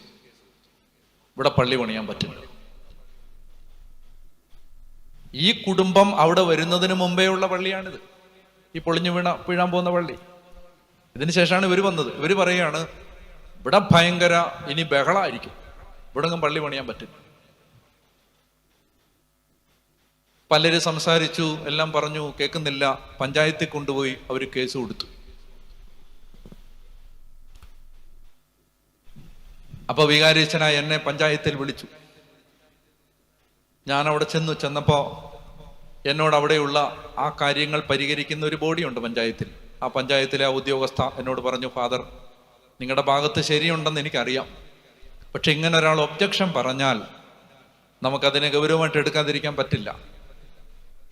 അവർ വരുന്നുണ്ട്, നമുക്ക് സംസാരിക്കാം. അപ്പൊ എന്നെക്കാൾ ഇളയ ഒരു പെൺകുട്ടിയാണ് ആ വീട്ടിൽ നിന്ന് വന്നിരിക്കുന്നത്. ഞാൻ അവളോട് താണ് വീണ് അപേക്ഷിച്ചു, മകളെ, തടസ്സം നിൽക്കല്ലേ, ഇതൊരു ദ്രോഹമില്ല. ആ പള്ളിയിലുള്ള ആംപ്ലിഫയറിൽ നിന്ന് വരുന്ന സൗണ്ട് അൾത്താരെ നിൽക്കുന്ന എനിക്ക് തന്നെ കേൾക്കാൻ വയ്യ, പിന്നല്ലേ നിങ്ങളുടെ വീട്ടിൽ ആ സൗണ്ട് വരും. അതുകൊണ്ട് പൊന്നുമോളെ, തടസ്സം ഉണ്ടാക്കല്ലേ. അവള് പറഞ്ഞു, പറ്റില്ല, എന്ത് സംഭവിച്ചാലും ശരി ഈ പള്ളി അവിടെ വരാൻ ഞങ്ങൾ സമ്മതിക്കത്തില്ല. പഞ്ചായത്തിൽ വെച്ചൊരു തീരുമാനം ഉണ്ടാവാതെ പിരിഞ്ഞു. എന്നാ ചെയ്യാനാ? അന്ന് വൈകുന്നേരം ആയപ്പോ എനിക്ക് ഉള്ളിൽ ഒരു വലിയ ബലം കിട്ടി. ഇപ്പൊ ഞാൻ പിതാവിനെ വിളിച്ചിട്ട് പറഞ്ഞു, പിതാവേ, നമുക്ക് കല്ലിട്ടങ്ങോട്ട് തുടങ്ങാം. ഒബ്ജക്ഷൻ ഒന്നും വന്നിട്ടില്ല, ഇവിടുന്ന് പരാതി പോയിട്ടേ ഉള്ളൂ. കല്ലിട്ടങ്ങോട്ട് തുടങ്ങാം. അപ്പൊ ഇന്ന് വൈകിട്ട് വരാവോ? അപ്പൊ അദ്ദേഹം ഫ്രീ ആയിരുന്നു. അദ്ദേഹം പറഞ്ഞു, ഞാൻ വരാന്ന് പറഞ്ഞു. അങ്ങനെ വന്നു. ഞങ്ങളൊരു 5-6 പേരേ ഉള്ളൂ കല്ലിടാൻ. അങ്ങനെ പള്ളിക്ക് കല്ലിട്ടിട്ട് അദ്ദേഹം കുരിശെടുത്തിട്ട് ക്ലിമീസ് പിതാവ് കുരിശെടുത്തിട്ട് ഈ തടസ്സമുള്ള ദിശയിലോട്ട് നോക്കിയിട്ട് പിശാചിനെ ഒറ്റ ബന്ധിയിൽ, പിശാചിനെ, മനുഷ്യരെ ഒന്നും പറഞ്ഞില്ല, ആ വീട്ടുകാരെ നശിച്ചുപോകണമെന്നൊന്നും പറഞ്ഞില്ല. കർത്താവെ, ഞങ്ങളുടെ ദേവാലയ നിർമ്മാണത്തിന് തടസ്സം നിൽക്കുന്ന പൈശാചിക ശക്തികളെ യേശുവിൻ്റെ നാമത്തിൽ ബന്ധിക്കും. എന്നോട് പറഞ്ഞു, പറമ്പ് മൊത്തം ധൂപം വീശാച്ചാന്ന് പറഞ്ഞു. ഞാൻ ധൂപം വീശി. കുരിശെടുത്ത് തിരിച്ചു വെക്കുമ്പോൾ അദ്ദേഹം പറഞ്ഞു, നമ്മുടെ കർത്താവിൻ്റെ കുരിശിന്റെ ശക്തി നമ്മൾ കാണാൻ പോവാണ്. ചുരുക്കി പറയാം, മാരത്തോൺ സ്പീഡിലാണ് പള്ളിപണി. 1 വർഷത്തിനകം 10 മാസത്തിനകം പള്ളിപണി തീരുന്നു. പള്ളിയുടെ കൂദാശ നടക്കുന്നു. ഒബ്ജക്ഷൻ ഒരു ഭാഗത്തുനിന്നുമില്ല. മാത്രമല്ല, അന്ന് ഈ പള്ളി ഒരിക്കലും ഇവിടെ വെപ്പിക്കില്ല എന്ന് പറഞ്ഞ ആ കുടുംബമാണ് ഇപ്പൊ കുരിശടിയിലെ ലൈറ്റ് ഇടുന്നതും ഓഫ് ചെയ്യുന്നതും. നമ്മൾ വിചാരിച്ചു മനുഷ്യരാണ് നമുക്കെതിരെ നിൽക്കുന്നത്. മനുഷ്യര് അല്ല. പറഞ്ഞ ഹല്ലേലൂയാ, പറഞ്ഞ ഹല്ലേലൂയാ, ഹല്ലേലൂയാ. അതായത് ആ കുടുംബത്തിനാണ് ഇന്ന് ഞങ്ങളോട് ഏറ്റവും കൂടുതൽ സ്നേഹം. എപ്പോഴും വിളിക്കും, ചായ കുടിച്ചിട്ട് വാ, എന്തെങ്കിലും കഴിച്ചിട്ട് വാ. പറഞ്ഞ ഹല്ലേലൂയാ, പറഞ്ഞ ഹല്ലേലൂയാ. അതായത് പിന്നെ ഒരക്ഷരം പോലും ആ കുടുംബത്തോട് സംസാരിക്കേണ്ടി വന്നിട്ടില്ല ഈ പ്രശ്നം പരിഹരിക്കാൻ. അവിടെ കർത്താവിന്റെ കുരിശ് സാത്താനെ ബന്ധിക്കുമ്പോ അവിടെ ആ പ്രശ്നം തീർന്നു. അതുകൊണ്ട് കർത്താവ് പറഞ്ഞു, നിങ്ങൾ എവിടെങ്കിലും പോയാൽ ആ സ്ഥലത്തിന്റെ മേൽ സ്വർഗത്തിലും ഭൂമിയിലുമുള്ള എല്ലാ അധികാരവും എനിക്ക് നൽകപ്പെട്ടിരിക്കുന്നു. അപ്പൊ നിങ്ങൾ അങ്ങനെ പോകുമ്പോൾ നിങ്ങൾ ഓർത്തിരിക്കണം, എല്ലായിടത്തും പിശാചിന്റെ സ്വാധീനങ്ങളുണ്ട്. അവനില്ലാത്ത അവകാശം ഉണ്ടാക്കിയെടുത്തിട്ടുണ്ട്. നന്നായി ശ്രദ്ധിക്കുക, സാത്താൻ എങ്ങനെയാണ് അവകാശം ഉണ്ടാക്കിയെടുക്കുന്നത്? ഒരു സ്ഥലത്ത് സാത്താന് അവകാശം വരുന്നത് എങ്ങനെയാണ്? 2-3 തരത്തിലാണ്. ഒന്ന്, പാപം വർദ്ധിക്കുമ്പോ, ഒരു ദേശത്ത് തിന്മ വർദ്ധിക്കുമ്പോ ആ സ്ഥലത്ത് സാത്താന്റെ പവർ കൂടും, സ്വാഭാവികം. ഒരു ദേശത്ത് പാപം വർദ്ധിക്കുമ്പോ, അധർമ്മം വർദ്ധിക്കുമ്പോ അവിടെ ആധിപത്യം സാത്താൻ കൈയാളും. രണ്ടാമതായിട്ട്, സാത്താന് വേണ്ട പൂജകളും ആരാധനകളും കൊടുക്കുമ്പോ സാത്താൻ അവിടെ അവകാശം ഉറപ്പിക്കും. നമ്മൾ ജീവിക്കാനായി പോകുന്ന എല്ലായിടത്തും, കാനാൻ ദേശത്തേക്ക് അബ്രഹാമിനെ അയക്കുമ്പോ, ഇസഹാക്കിനെ അയക്കുമ്പോ, യാക്കോബിനെ അയക്കുമ്പോ, അവരെല്ലാം അവിടെ ജീവിക്കുമ്പോ ദൈവം പറയുകയാണ്, ഈ ദേശം എന്ന് പറഞ്ഞാല് തിന്മ ചെയ്ത് മലിനമായൊരു നാട്, സാത്താൻ ആരാധന കൊടുത്ത് സാത്താനെ കൊഴിപ്പിച്ചൊരു നാട്. ആ നാട്ടിലേക്ക് നിങ്ങൾ ചെല്ലുമ്പോ സാത്താന്റെ ശക്തി ക്ഷയിക്കണമെങ്കിൽ, നന്നായിട്ട് ശ്രദ്ധിക്കൂ, ഒരു ദേശത്തുള്ള പിശാചിന്റെ പവർ ഇല്ലാതാവണമെങ്കിൽ അതിനൊറ്റ വഴിയേ ഉള്ളൂ, സത്യദൈവത്തെ, പിതാവിനെയും പുത്രനെയും പരിശുദ്ധാത്മാവിനെയും ആരാധിക്കുക എന്നത് മാത്രമാണ് സാത്താന്റെ ശക്തി ക്ഷയിക്കാനുള്ള ഏക മാർഗം. ആരാധന സ്വീകരിച്ച് സാത്താൻ ഈശോയോട് തന്നെ പറഞ്ഞില്ല, എന്നെ കുമ്പിട്ട് ആരാധിക്ക്, ഞാൻ ഇതെല്ലാം തരാം. സാത്താൻ എപ്പോഴും ഇഷ്ടം ആരാധന അവന് കിട്ടിക്കൊണ്ടിരിക്കണം. അവൻ ആരാധന പല രീതിയിൽ കിട്ടിക്കൊണ്ടിരിക്കുന്നുണ്ട് ഈ ലോകത്ത്. അപ്പൊ സാത്താൻ ഈ ആരാധന കിട്ടിക്കൊണ്ടിരിക്കുമ്പോ സാത്താൻ ശക്തി പ്രാപിച്ച് നമ്മൾ ജീവിക്കുന്ന സ്ഥലങ്ങളുടെ മേൽ അവകാശം എടുത്ത് അനർത്ഥങ്ങൾ, അപകടങ്ങൾ, ആത്മഹത്യകൾ, ദാരിദ്ര്യം, വന്യമൃഗങ്ങളുടെ ഉപദ്രവം, പിന്നെ മനുഷ്യന്റെ ഉപദ്രവം, സാമ്പത്തിക പരാധീനത, കഷ്ടപ്പാട്, തടസ്സം, കെട്ട്, ഒരു ഐശ്വര്യം ഇല്ലാത്ത അവസ്ഥ, ഈ വിധത്തിൽ ദൈവമക്കളെ വളരാൻ അനുവദിക്കാതെ സാത്താൻ ഓരോ ദേശത്തും കെട്ടിയിടുമ്പോൾ ദൈവത്തിന്റെ വചനം പറയുകയാണ്, അപ്പൊ നമ്മൾ അങ്ങനെ സാത്താൻ കെട്ടിയിടുന്ന സമയത്ത് നമുക്ക് ആ സ്ഥലത്ത് സാത്താന്റെ അവകാശം ഇല്ലാതാവണമെങ്കിൽ എന്ത് ചെയ്യണം? ഏക സത്യ ദൈവത്തെ, പിതാവിനെയും പുത്രനെയും പരിശുദ്ധാത്മാവിനെയും ആത്മാവിലെ സത്യത്തിലും ഒരു ജനത അവിടെ ആരാധിച്ചാൽ അവിടെ സാത്താന്റെ സ്വാധീനം ഇല്ലാതാവും. പറഞ്ഞേ ഹല്ലേലൂയാ, പറഞ്ഞേ ഹല്ലേലൂയാ. അതുകൊണ്ടാണ് പൂർവ്വപിതാക്കന്മാരോട് ദൈവം അവരുടെ ആത്മാവിൽ പ്രേരണ കൊടുത്തത്, നിങ്ങളൊരു സ്ഥലത്ത് ചെന്ന് കാലുകുത്തുമ്പോ ബലിപീഠം പണിത് എന്നെ ആരാധിക്കണം. ഞാൻ നിങ്ങളോട് പറയുകയാണ്, ബലി അർപ്പിക്കുന്നത് വിശ്വാസ സമൂഹത്തിന്റെ നിലനിൽപ്പിന്റെ പ്രശ്നമാണ്. ബലി അർപ്പിക്കേണ്ടത് വിശ്വാസിയുടെ നിലനിൽപ്പിന്റെ പ്രശ്നമാണ്. എവിടെ ബലിപീഠം മലിനമാവുന്നോ, എവിടെ ബലിയർപ്പണം നിലയ്ക്കുന്നോ അവിടെ അരാജകത്വത്തിന്റെ അജ്ഞാത ശക്തി ആധിപത്യവുമായി വരും. ഈശോ പറഞ്ഞിട്ടുണ്ട്, വിനാശത്തിന്റെ അശുദ്ധ ലക്ഷണം വിശുദ്ധ സ്ഥലത്ത് നിൽക്കുന്നത് കാണുമ്പോൾ വായിക്കുന്നവൻ ഗ്രഹിക്കട്ടെ, പട്ടണത്തിലുള്ളവൻ മലമുകളിലേക്ക് പലായനം ചെയ്യണം. വിനാശത്തിന്റെ മ്ലേച്ഛ വസ്തു വിശുദ്ധ സ്ഥലത്ത് നിൽക്കുമ്പോ, അപ്പൊ അങ്ങനെ ഈ അന്ത്യക്രിസ്തുവിന്റെ ആത്മാവ് വിശുദ്ധ സ്ഥലത്ത് പ്രവേശിച്ച് കഴിയുമ്പോൾ അവൻ ആദ്യം ചെയ്യുന്നത്, മക്കമാരുടെ പുസ്തകത്തിൽ വായിക്കുന്നുണ്ട്, അവൻ ബലിയർപ്പണങ്ങൾ നിർത്തലാക്കും. പറഞ്ഞേ ഹല്ലേലൂയാ, പറഞ്ഞേ ഹല്ലേലൂയാ. ബലി മുടക്കും, ബലി തകർക്കും, ബലിയെ നശിപ്പിക്കാൻ ശ്രമിക്കും, ബലിയെ ഡെസക്രേറ്റ് ചെയ്യാൻ നോക്കും. ഒരു ജനം നിലനിൽക്കണമെങ്കിൽ അവിടെ ബലിപീഠങ്ങൾ പരിശുദ്ധമായിട്ട് നിലനിൽക്കണം. ബലിപീഠങ്ങളിൽ മലിനത വരരുത്. ബലിപീഠങ്ങൾ അഭിഷേകമുള്ളതായിട്ട് നിൽക്കണം. ബലി നടക്കണം. പറഞ്ഞേ ഹല്ലേലൂയാ. എന്റെ പ്രിയപ്പെട്ട സഹോദരങ്ങളെ, അതായത് വിശ്വാസ സമൂഹത്തിന്റെ കടക്കൽ കത്തിവെക്കാൻ, അടിവേരറക്കാൻ, അസ്ഥിവാരം പൊട്ടിപ്പൊളിച്ച് കളയാൻ പിശാചൊരുക്കുന്ന കെണിയാണ് ബലിക്ക് മേലുള്ള ആക്രമണം. പറഞ്ഞേ ഹല്ലേലൂയാ, ഹല്ലേലൂയാ. അതുകൊണ്ട് ഇത് നമ്മുടെ വൈകാരിക പ്രശ്നമല്ല, അസ്തിത്വ പ്രശ്നമാണ്. കുർബാന മുടങ്ങുന്നുവല്ല, കുർബാന നടക്കുന്നില്ല, കുർബാന ഇല്ലാതാവുന്നു എന്നുള്ളത് നമ്മുടെ സൈക്കോളജിക്കൽ പ്രശ്നമല്ല. This is something existential, something so related to the core of your being. നിന്റെ ജീവിതത്തിന്റെ നിലനിൽപ്പിന്റെ, നിന്റെ അസ്തിത്വത്തിന്റെ, നിന്റെ നിലനിൽപ്പിന്റെ അകത്തകത്തകത്തകത്ത് കയറുന്ന വിഷയമാണിത്. ബലിയില്ലയോ സഭ തീർന്നു. പറഞ്ഞേ ഹല്ലേലൂയ, പറഞ്ഞേ ഹല്ലേലൂയ. എവിടെ ആരാധന മലിനമാവുന്നോ അവിടെ സഭ പിന്നെ ഇല്ല, പിന്നില്ല, പിന്നെ നോക്കണ്ട. പറഞ്ഞേ ഹല്ലേലൂയ, പറഞ്ഞേ ഹല്ലേലൂയ. ആരാധന അവർക്ക് പറഞ്ഞേ ഹല്ലേലൂയ. ഞാന് ഈ അമേരിക്കയിൽ ഒക്കൽഹോമ എന്ന് പറയുന്ന സ്ഥലത്ത് 2018 മറ്റാന്ന് തോന്നുന്നു, ഞങ്ങളൊരു ധ്യാനം നടത്താൻ ഒരു യാക്കോബായ പള്ളിയിൽ ധ്യാനിപ്പിക്കാനായിട്ട് ചെല്ലുമ്പോൾ അവിടെ ആ കൺവെൻഷൻ നടക്കണമെന്ന് ആഗ്രഹിച്ച് മധ്യസ്ഥം പ്രാർത്ഥിച്ചിരുന്നത് 3 ചെറുപ്പക്കാരാണ്. എയർപോർട്ടിൽ നിന്ന് ഞങ്ങളെ ആ സ്ഥലത്തേക്ക് കൊണ്ടുപോകുന്ന സമയത്ത് വണ്ടി ഒരു സ്ഥലത്ത് അവർ നിർത്തിയിട്ട് അവർ ഞങ്ങളുടെ അടുത്ത് പറഞ്ഞുകൊണ്ട് ആലോചിച്ചാ ആ പള്ളി ഒന്ന് നോക്കി വെച്ചേക്കാൻ പറഞ്ഞു. കഥ ഞങ്ങൾ പിന്നെ പറയാന്ന് പറഞ്ഞു. അപ്പൊ പള്ളി ഞങ്ങൾ കണ്ടു, ഒരു ചെറിയ പള്ളി.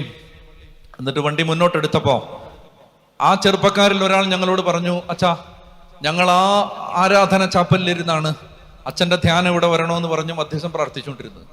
ഞങ്ങൾക്ക് സന്തോഷമായി. അവിടെ ഇരുന്ന് ഞങ്ങൾ പ്രാർത്ഥിച്ചത്. അതിനൊരു കഥയുണ്ട്. ആ ആരാധന ചാപ്പല് ഇന്ത്യക്കാരനായ ഒരു ഡോക്ടർ നടത്തിയിരുന്ന അബോർഷൻ ക്ലിനിക്കായിരുന്നു. ഇന്ത്യക്കാരനായ ഒരു ഡോക്ടർ നടത്തിയിരുന്ന അബോർഷൻ ക്ലിനിക്. 10,000 കുഞ്ഞുങ്ങളെ കുരുതി കൊടുത്ത സ്ഥലം. അവിടെ ഇങ്ങനെ സാത്താന്റെ അവകാശ സ്ഥലമായി ഗർഭപാത്രത്തിൽ വെച്ച് നിരാധാരരും നിരപരാധികളുമായ നിലവിളിക്കാൻ പോലും കഴിയാത്ത ചോരക്കുഞ്ഞുങ്ങളുടെ ജീവൻ അറുത്തെടുത്ത് അവരെ മാംസപിണ്ഡങ്ങളാക്കി മാറ്റി ആ സ്ഥലത്ത്. അതിന്റെ തൊട്ടടുത്ത് ഈ രൂപതയ്ക്കൊരു പള്ളിയുണ്ട്. ആ പള്ളിയിൽ വികാരിച്ചനായിട്ട് വന്ന ഒരു ചെറുപ്പക്കാരൻ, അമേരിക്കൻ അച്ഛൻ, അദ്ദേഹത്തിന്റെ ഹൃദയം നൊന്തു. തൊട്ടടുത്ത് അബോർഷൻ ക്ലിനിക്, 10,000 കുഞ്ഞുങ്ങൾ കൊല ചെയ്യപ്പെടുന്ന സ്ഥലം. അദ്ദേഹം ആ അബോർഷൻ ക്ലിനിക്കിന്റെ മുമ്പിൽ ഒരു ചെറുപ്പക്കാരനെ കൂട്ടിക്കൊണ്ടുപോയി നിന്ന് ജപമാല ഉയർത്തി കൊന്ത ചൊല്ലിയിട്ട് അദ്ദേഹം നേരെ തിരിച്ചു വന്ന് പള്ളിക്കകത്തേക്ക് കയറി ബലിപീഠത്തിൽ പരിശുദ്ധ കുർബാന എഴുന്നള്ളിച്ചു വെക്കും. വിശുദ്ധ കുർബാന എഴുന്നള്ളിച്ചു വെച്ചിട്ട് അദ്ദേഹം മുട്ടുകുത്തി അസക്രാരിയിൽ പിടിച്ചുകൊണ്ട് ഇങ്ങനെ പ്രാർത്ഥിക്കും, ഈശോ എനിക്ക് ഈ അരളിക്ക, ഈ ദിവ്യകാരുണ്യം വെച്ചിരിക്കുന്ന ഈ അരളിക്ക ആ അബോർഷൻ ക്ലിനിക്കിൽ വെച്ച് നിന്നെ ആരാധിക്കണം എന്ന് പറഞ്ഞ് അദ്ദേഹം പ്രാർത്ഥിക്കും. കാലാന്തരത്തിൽ ഈ ഡോക്ടർ ഒരു കേസിൽപ്പെട്ടു. ഗവൺമെന്റ് അദ്ദേഹത്തിന്റെ സമ്പത്ത് ഫ്രീസ് ചെയ്തു. അദ്ദേഹത്തിന്റെ വസ്തുവകകൾ ഗവൺമെന്റ് ലേലത്തിന് വെച്ചു. ഈ പള്ളി ഉൾപ്പെടുന്ന രൂപത ആ അബോർഷൻ ക്ലിനിക്ക് ലേലത്തിൽ വിളിച്ച് വിലയ്ക്ക് വാങ്ങി. അവരതൊരു ആരാധന ചാപ്പലാക്കി. ഇന്നത് ഒരു നിത്യാരാധന ചാപ്പലാണ്. അവിടെ ഇരുന്നാണ് ഞങ്ങൾ അച്ഛന് വേണ്ടി പ്രാർത്ഥിച്ചത്. പറഞ്ഞേ ഹല്ലേലൂയ. മനസ്സിലായോ? അതായത് സാത്താന്റെ തല തകർക്കാൻ ഇതേ ഉള്ളു വഴി, ആരാധന. അതുകൊണ്ടാണ് കർത്താവ് ദൈവമക്കളോട് പറഞ്ഞത്, നിങ്ങൾ ബലിയർപ്പിച്ച് എന്നെ ആരാധിക്കണം. ബാക്കി എല്ലാ ആരാധനാവിധികളും സജീവമായി നിലനിൽക്കുമ്പോൾ തന്നെ ബലിയർപ്പിച്ച് ആരാധിക്കണം. ഒന്ന് എഴുന്നേറ്റ് നിൽക്കാവോ?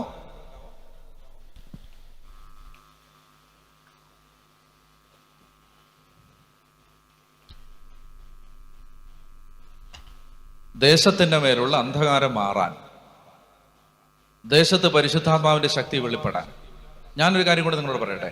അതായത് ഞങ്ങൾ യാത്ര ചെയ്യുന്ന ആളുകളാണെന്ന് ഞാൻ പറഞ്ഞില്ലേ.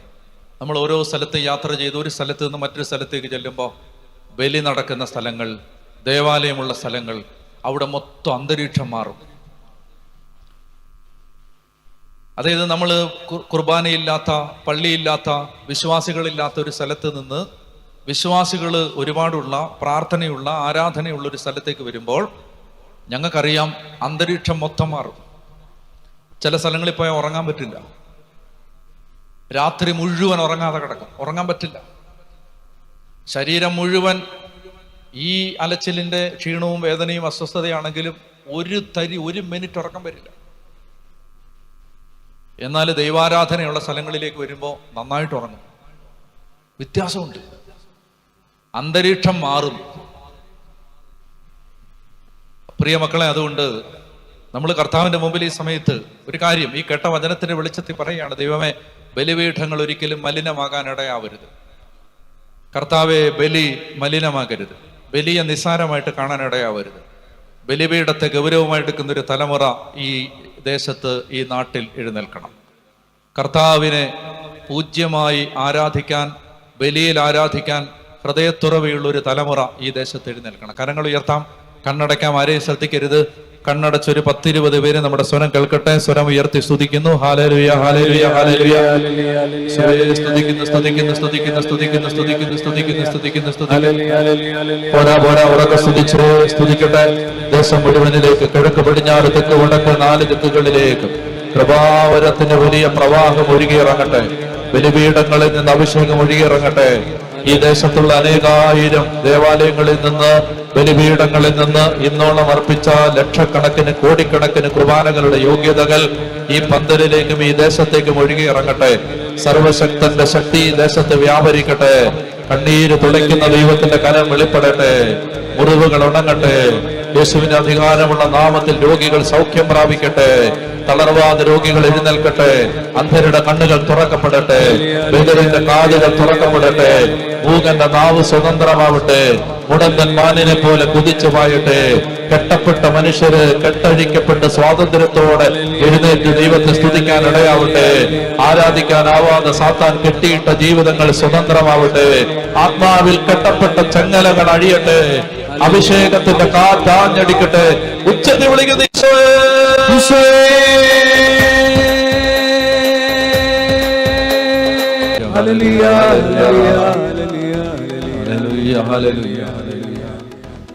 കരങ്ങളടിച്ച് കർത്താവിന് നന്ദി പറഞ്ഞ് ആരാധിക്കാം. ഹല്ലേലൂയ. ഇരിക്കാം. ബൈബിളിലെ ബലിയർപ്പണങ്ങൾ അങ്ങനെ പിതാക്കന്മാരുടെ കാലം പിന്നിട്ട് മുന്നോട്ട് നീങ്ങുമ്പോൾ പിന്നീട് ബലിക്ക് കൃത്യമായ ഒരു നിയതമായ രൂപവും ഭാവവും ദൈവം കൃത്യമായ നിർദ്ദേശങ്ങളും എല്ലാം നൽകുന്നത് ജനം സമാഗമ കൂടാരം നിർമ്മിച്ചു കഴിയുമ്പോഴാണ്. സമാഗമ കൂടാരത്തിൽ ബലിപീഠം ഉണ്ടായിരുന്നു. ആ ബലിപീഠത്തിൽ 5 തരം ബലികൾ അർപ്പിക്കണമെന്ന് ദൈവം ആവശ്യപ്പെട്ടിരുന്നു. നമ്മൾ കാണുന്നത് ലേവ്യരുടെ പുസ്തകം 1 മുതൽ 4, 5 വരെയുള്ള അധ്യായങ്ങളിലാണ് അത് കാണുന്നത്. എല്ലാം വായിക്കുന്നില്ല. പെട്ടെന്ന് ആ ബലികളുടെ പേരുകൾ മാത്രം ഒന്ന് പറഞ്ഞു പോവുകയാണ്. 5 തരം ബലികൾ അർപ്പിക്കാൻ ദൈവം ആവശ്യപ്പെട്ടു. എന്തൊക്കെയാണത്? 1 ദഹനബലി. പറയാവോ? ദഹനബലി. ധാന്യബലി. 2 ധാന്യബലി. ദഹനബലി. പറയൂ. ധാന്യബലി. 3 സമാധാന ബലി. 4 പാപപരിഹാര ബലി. 5 പ്രായശ്ചിത്ത ബലി. അപ്പൊ 5 ബലികൾ പറയൂ. ദഹനബലി, ധാന്യബലി, സമാധാന ബലി, പാപപരിഹാര ബലി, പ്രായശ്ചിത്ത ബലി. നമുക്ക് വളരെ ശ്രദ്ധിച്ചു പോവുക. ഈ 5 ബലികൾ അർപ്പിക്കാനായിട്ട് ആവശ്യപ്പെട്ടു. എന്നോട് പറഞ്ഞോ. ദഹനബലി, ധാന്യബലി, സമാധാന ബലി, പാപപരിഹാര ബലി, പ്രായശ്ചിത്ത ബലി. അങ്ങനെ ഈ 5 ബലിയർപ്പണങ്ങൾ ദൈവം നിർദ്ദേശിച്ചു. അപ്പൊ ഈ ബലി ദൈവജനം അർപ്പിക്കണം. അപ്പോ അവരുടെ ജീവിതത്തിൽ കർത്താവിന്റെ കൃപയും അനുഗ്രഹങ്ങളും സാന്നിധ്യവും ബന്ധവും എല്ലാം ഉണ്ടാവും. ഇതാണ് പ്രധാനപ്പെട്ട സമാഗമ കൂടാരത്തിലെ പ്രധാനപ്പെട്ട ആരാധനാ രീതി. ഈ ബലിയർപ്പണമാണ്. ഈ ബലിയർപ്പണത്തോടനുബന്ധിച്ചാണ് ബാക്കി എല്ലാ കാര്യങ്ങളും അവിടെ ദൈവം നിർദ്ദേശിച്ചിരുന്നതും അവർ നടത്തിയിരുന്നതും. അങ്ങനെ ഇത്തരം ബലിയർപ്പണങ്ങളുമായി ഈ ജനം മുന്നോട്ട് പോകുന്ന കാലത്താണ്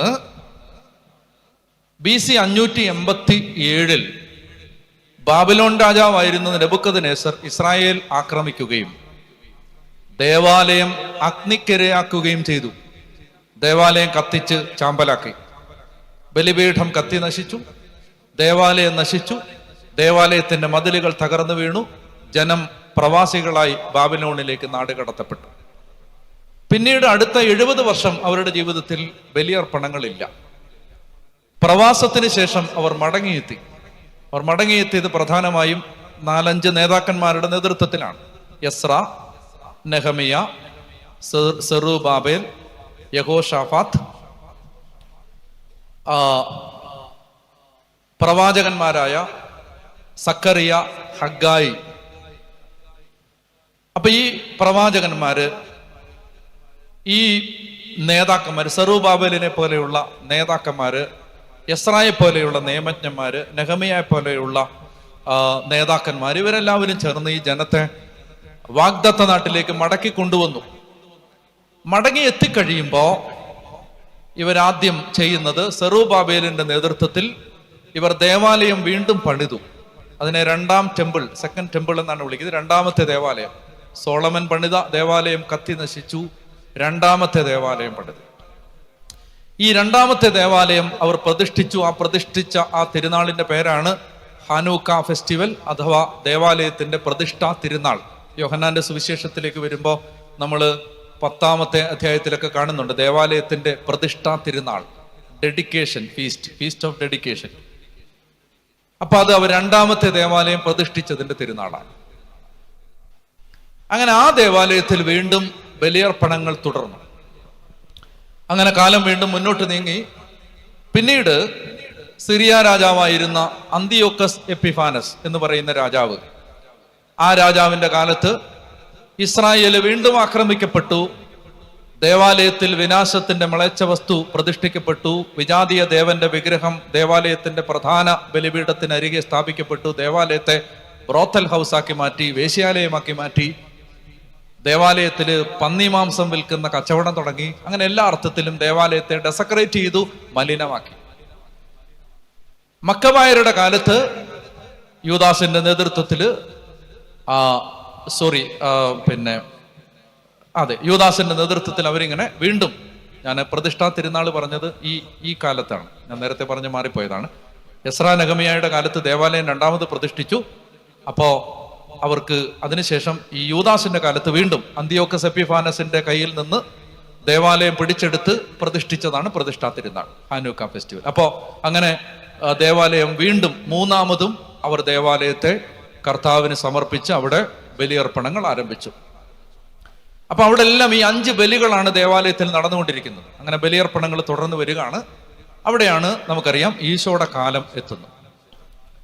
ഈശോയുടെ കാലം എത്തുമ്പോഴേക്കും ഈ ദേവാലയത്തിൽ ഈ 5 തരം ബലിയർപ്പണങ്ങൾ വീണ്ടും തുടർന്നുകൊണ്ടിരുന്നു. ഈ ദേവാലയമാണ് ഹെറോദോസ് വീണ്ടും വീണ്ടും മോടി പിടിപ്പിച്ചുകൊണ്ടിരുന്നത്. കല്ലിന്മേൽ കല്ല് ശേഷിക്കാതെ നശിപ്പിക്കപ്പെടുമെന്ന് ഈശോ പ്രവചിച്ചത് ഈ ദേവാലയത്തെ കുറിച്ചാണ്. അങ്ങനെ ആ ദേവാലയത്തിൽ ബലിയർപ്പണങ്ങൾ നടന്നുകൊണ്ടിരിക്കുന്ന സമയത്താണ് കർത്താവ് ഈശോ മിശിഹ ദേവാലയത്തിലേക്ക് രാജാവായി പ്രവേശിക്കുന്നത്. ദേവാലയ നഗരിയിലേക്ക് ഓശാന തിരുനാളിൽ യേശു രാജാവായി കടന്നു വന്നിട്ട് കർത്താവ് ഈശോ മിശിഹ ദേവാലയത്തിനുള്ളിലേക്ക് പോയി. ദേവാലയത്തിനുള്ളിലേക്ക് ചെന്നിട്ട് കർത്താവ് അവിടെ നടക്കുന്ന കച്ചവടങ്ങളെ പുറത്താക്കി. കച്ചവടത്തെ കർത്താവ് പുറത്താക്കി. അപ്പൊ അവിടെ വെച്ച് ഇങ്ങനെ ഒരു റെഫറൻസ് നമ്മൾ സുവിശേഷത്തിൽ കാണുന്നുണ്ട്, ശ്രദ്ധിക്കുക. പാത്രങ്ങൾ ചുമന്നുകൊണ്ട് പോകുന്നവരെ ഉൾപ്പെടെ അവൻ അവിടുന്ന് പുറത്താക്കി. അങ്ങനെ ഒരു റെഫറൻസ് സുവിശേഷത്തിലുണ്ട്. പാത്രങ്ങൾ ചുമന്നുകൊണ്ട് പോയിരുന്നവരെ അവൻ പുറത്താക്കി.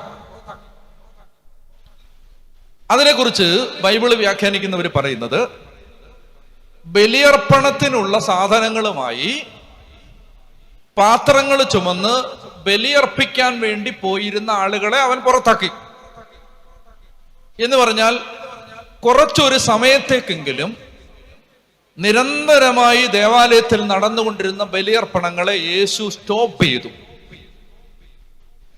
പാത്രങ്ങൾ ഉൾപ്പെടെ അവരെ പുറത്താക്കി എന്ന് പറഞ്ഞാൽ, ഒരല്പനേരത്തേക്ക് യേശു ആ ബലിയർപ്പണത്തെ സ്റ്റോപ്പ് ചെയ്തു. അതൊരടയാളമായിരുന്നു. ആ അടയാളം ജെറുസലേം ദേവാലയത്തിലെ ഈ 5 ബലി അർപ്പണങ്ങളും എന്നേക്കുമായി നിർത്തലാക്കപ്പെടാൻ പോവുകയാണ് എന്നതിന്റെ അടയാളമായിരുന്നു അത്. അങ്ങനെ കർത്താവ് ഈശോ മിശിഹ തന്റെ രക്ഷാകര ദൗത്യം പൂർത്തിയാക്കാൻ കാൽവരി മലയിൽ കുരിശിൽ മരിച്ചു.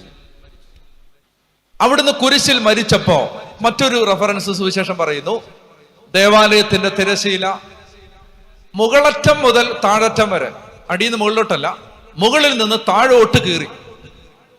അതിന്റെ അർത്ഥം മനുഷ്യൻ കീറിയതല്ല, ദൈവം കീറിയതാണ്. മുകളിൽ നിന്ന് താഴോട്ട് ഈ ദേവാലയത്തിന്റെ തിരശീല കീറി. അർത്ഥം ഇത്രയേ ഉള്ളൂ, ദേവാലയം മലിനമാണെന്ന് ദൈവം പ്രഖ്യാപിച്ചു. ഇത്രയേ ഉള്ളൂ. ആ തിരശീല കീറി എന്ന് പറഞ്ഞാൽ അതിവിശുദ്ധ സ്ഥലത്തേക്ക് ആളുകൾക്ക് പ്രവേശനം ഉണ്ടായെന്ന് പറഞ്ഞാൽ അവരുടെ കാഴ്ചപ്പാടിൽ ദേവാലയം ഡെസക്രേറ്റഡ് ആയി. മാത്രമല്ല, ആ പ്രാവശ്യത്തെ പ്രധാന പുരോഹിതനായിരുന്ന കയ്യാപ്പ വസ്ത്രം കീറി ഇവൻ ദൈവദൂഷണം പറഞ്ഞു എന്ന്. പഴയ നിയമത്തിൽ റെഫറൻസ് ഉണ്ട്. പ്രധാന പുരോഹിതൻ വസ്ത്രം കീറിയാൽ അതോടെ അവന്റെ പ്രധാന പൗരോഹിത്യം ഇല്ലാതാവും. ചുരുക്കി പറഞ്ഞാൽ പൗരോഹിത്യം ഇല്ലാതായി, ബലിയും ഇല്ലാതായി. ഈശോ പ്രവചിച്ചനുസരിച്ച് ഈശോയുടെ മരണം കഴിഞ്ഞ് കൃത്യം 40 വർഷം പൂർത്തിയാകുമ്പോൾ ദേവാലയ നാശത്തെക്കുറിച്ച് യേശു പ്രവചിച്ചിരുന്നു. ഈശോ പ്രവചിക്കുന്നത് കല്ലിന്മേൽ കല്ല് ശേഷിക്കാതെ ഇത് നശിപ്പിക്കപ്പെടും, നിങ്ങൾ എൻ്റെ പിതാവിന്റെ ആലയം കച്ചവടക്കാരുടെ ഗുഹയാക്കി എന്ന് പറഞ്ഞ് യേശു പ്രവചിച്ചു. അത് കച്ചവടക്കാരുടെ ഗുഹ എന്ന പ്രയോഗം യേശു എടുക്കുന്നത് ജെറമിയായിൽ നിന്നാണ്. ജെറമിയ പ്രവചനം 7-ാം അധ്യായത്തിൽ ജെറമിയ ദേവാലയത്തിന്റെ മുമ്പിൽ നിന്ന് നടത്തിയ പ്രസംഗത്തിലെ ഒരു കൊട്ടേഷനാണിത്. കച്ചവടക്കാരുടെ ഗുഹ. ശ്രദ്ധിച്ചു കേൾക്കണം. ജെറമിയ ജെറുസലേം ദേവാലയത്തിന്റെ മുമ്പിൽ നിന്ന് പ്രസംഗിച്ച പ്രസംഗം. ആ പ്രസംഗത്തിൽ ജെറമിയ പറഞ്ഞു, ഷീലോയിലെ ആരാധനാലയത്തിന് സംഭവിച്ചത് എന്തെന്ന് നിങ്ങൾ മറന്നു പോകരുത്. ഷീലോയിലെ ആരാധനാലയം, സാമുവേലൊക്കെ പ്രാർത്ഥിച്ചിരുന്ന ഷീലോയിലെ ആരാധനാലയം, ജെറുസലേം ദേവാലയം പണിയുന്നതിന് മുമ്പ് ഈജിപ്തിൽ നിന്ന് പുറത്തു വന്ന് കാനാൻ ദേശത്തേക്ക് വന്ന ജനത്തിന്റെ ആരംഭ ദേവാലയം, സമാഗമ കൂടാരം ഉണ്ടായിരുന്ന സ്ഥലം ഷീലോ. ആ ഷീലോയിലെ ആരാധനാലയത്തിന് സംഭവിച്ചത് നിങ്ങൾ മറന്നു പോകരുത്. പുരോഹിതന്മാരായിരുന്ന ഫിനഹാസും ഹോഫ്നിയും കൊല്ലപ്പെട്ടതും വാഗ്ദാന പേടകം പിടിച്ചെടുക്കപ്പെട്ടതും ആ ആരാധനാലയം നശിച്ചതും നിങ്ങൾ മറന്നു പോകരുത് എന്ന് ആര് പ്രസംഗിച്ചു? ജെറമിയ. ജെറമിയ ജനത്തോട് ദേവാലയത്തിലെ പ്രസംഗം. ആ പ്രസംഗത്തിൽ ജെറമിയ പറഞ്ഞു, ഷീലോയിലെ ആരാധനാലയത്തിന് സംഭവിച്ചത് നിങ്ങൾക്ക് സംഭവിക്കും. ജെറമിയ ഇത് പ്രസംഗിച്ച് കൃത്യം 40 വർഷം കഴിയുന്നതിന് മുമ്പ് ആ ദേവാലയം തകർന്നു. ശ്രദ്ധിച്ചോണേ, ജെറമിയ അവിടെ നിന്ന് പ്രസംഗിച്ചില്ലേ? എന്ത് പരാമർശിച്ചാണ്?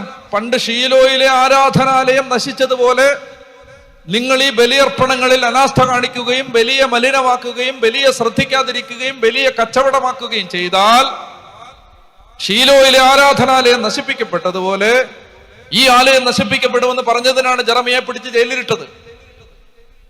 ജെറമിയ പറഞ്ഞതുപോലെ കൃത്യം 40 വർഷം കഴിയുന്നതിന് മുമ്പ് നെബൂഖദ്നേസർ വന്ന് ജെറമിയ ഏത് ദേവാലയത്തിന്റെ മുമ്പിൽ നിന്ന് പ്രസംഗിച്ചോ ആ ദേവാലയത്തെ തീയിട്ട് നശിപ്പിച്ചു കളഞ്ഞു. ഈശോ ജെറമിയായുടെ പ്രസംഗത്തിലെ കൊട്ടേഷൻ എടുത്താണ് ഈശോ പറയുന്നത്. എന്ത്? നിങ്ങൾ എൻ്റെ ആലയം കച്ചവടക്കാരുടെ ഗുഹയാക്കി. എന്താ ധ്വനി? ഈ പ്രസംഗം ജെറമിയ പ്രവചിച്ച് 40 കൊല്ലം കഴിയുന്നതിന് മുമ്പ് ആ ദേവാലയം നശിപ്പിക്കപ്പെട്ടെങ്കിൽ ആ ജെറമിയയുടെ പ്രസംഗത്തിലെ ഈ വാചകം എടുത്ത് ഞാൻ പറഞ്ഞ് 40 കൊല്ലം കഴിയുന്നതിന് മുമ്പ് ഇത് നശിപ്പിക്കപ്പെടും എന്നാണ് ധ്വനി. അങ്ങനെ കർത്താവ് പ്രവചിച്ചതുപോലെ 40 വർഷം കഴിയുമ്പോ റോമൻ ജനറൽ വന്ന്, വിപ്ലവം തുടങ്ങിയ സമയത്ത് റോമൻ ജനറൽ വന്ന് ജെറുസലേം കീഴടക്കി ദേവാലയം സമ്പൂർണമായി കത്തിച്ച് ചാമ്പലാക്കി. അതോടെ യഹൂദന്റെ ദേവാലയം ഇല്ലാതായി. ഇന്ന് ആ ദേവാലയം നിന്ന സ്ഥലത്ത് ഇസ്ലാം വിശ്വാസികളുടെ ഒരു പള്ളി നിപ്പുണ്ട്.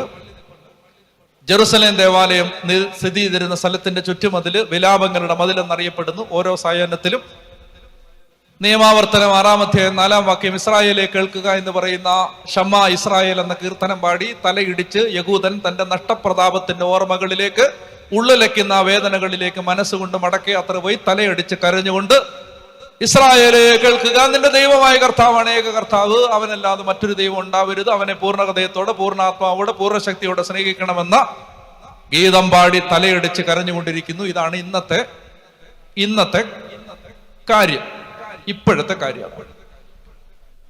അപ്പോ AD 70 ഈ പറഞ്ഞ ബലിയർപ്പണങ്ങളെല്ലാം ഇല്ലാതായി. അവർക്ക് പറഞ്ഞ ഹല്ലേലൂയാ, അവർക്ക് പറഞ്ഞ ഹല്ലേലൂയാ.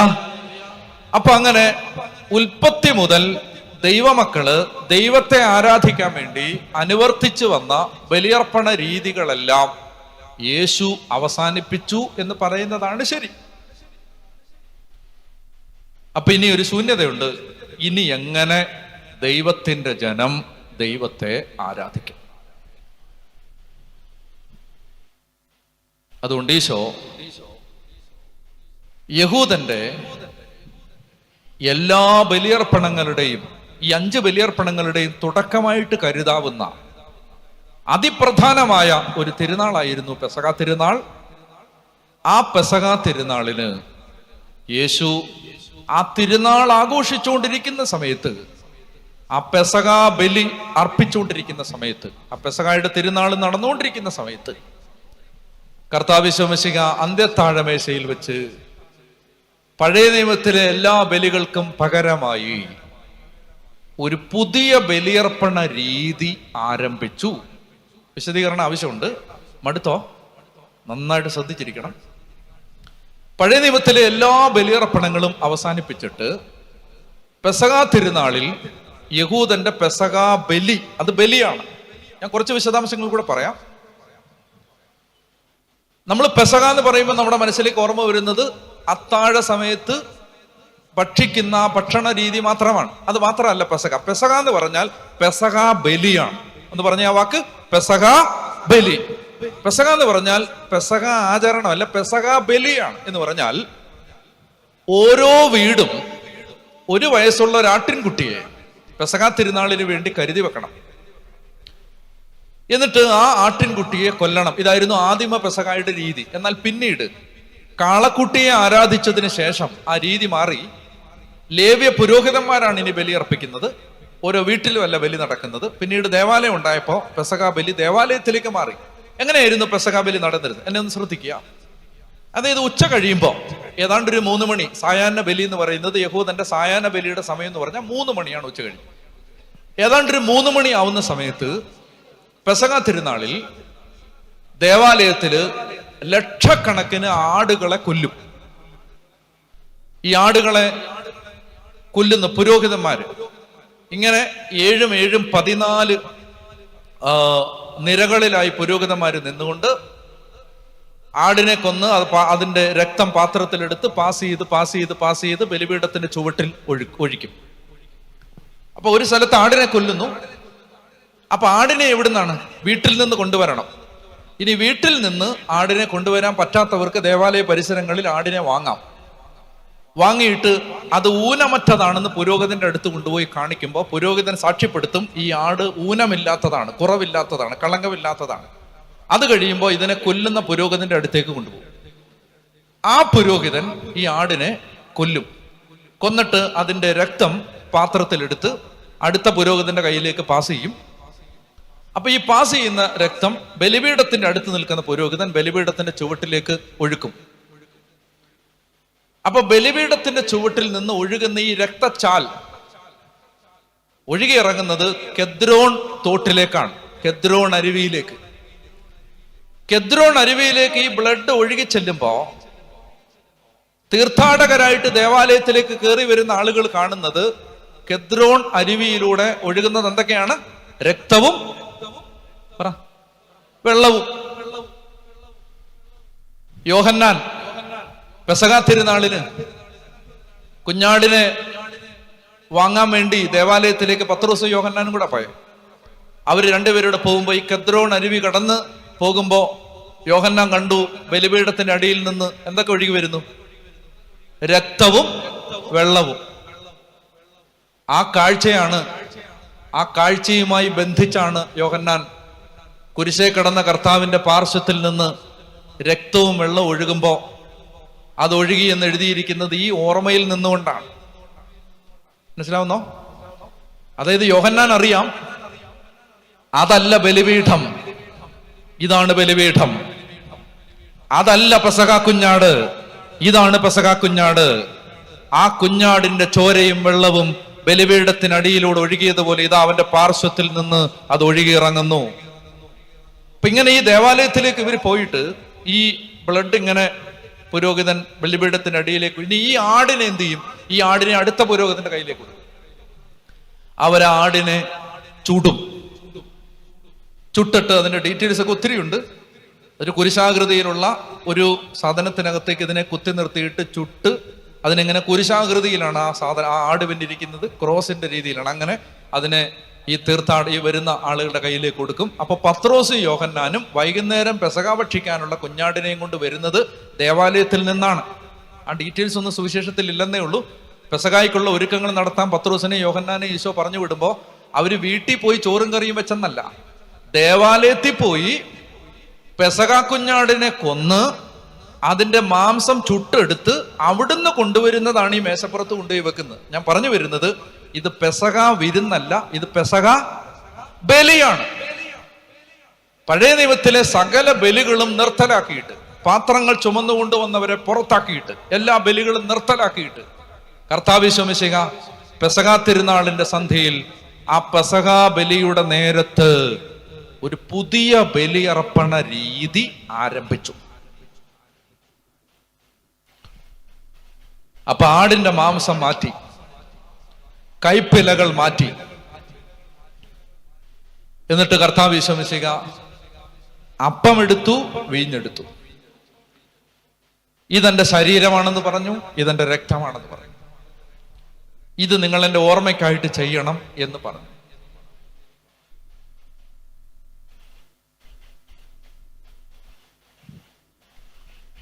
സാധാരണഗതിയിൽ പെസഹ ബലിയിൽ ആദ്യം ബലി, പിന്നീട് വിരുന്ന്, അങ്ങനെയായിരുന്നു. കേൾക്കുന്നുണ്ടോ? ഉറങ്ങണോ?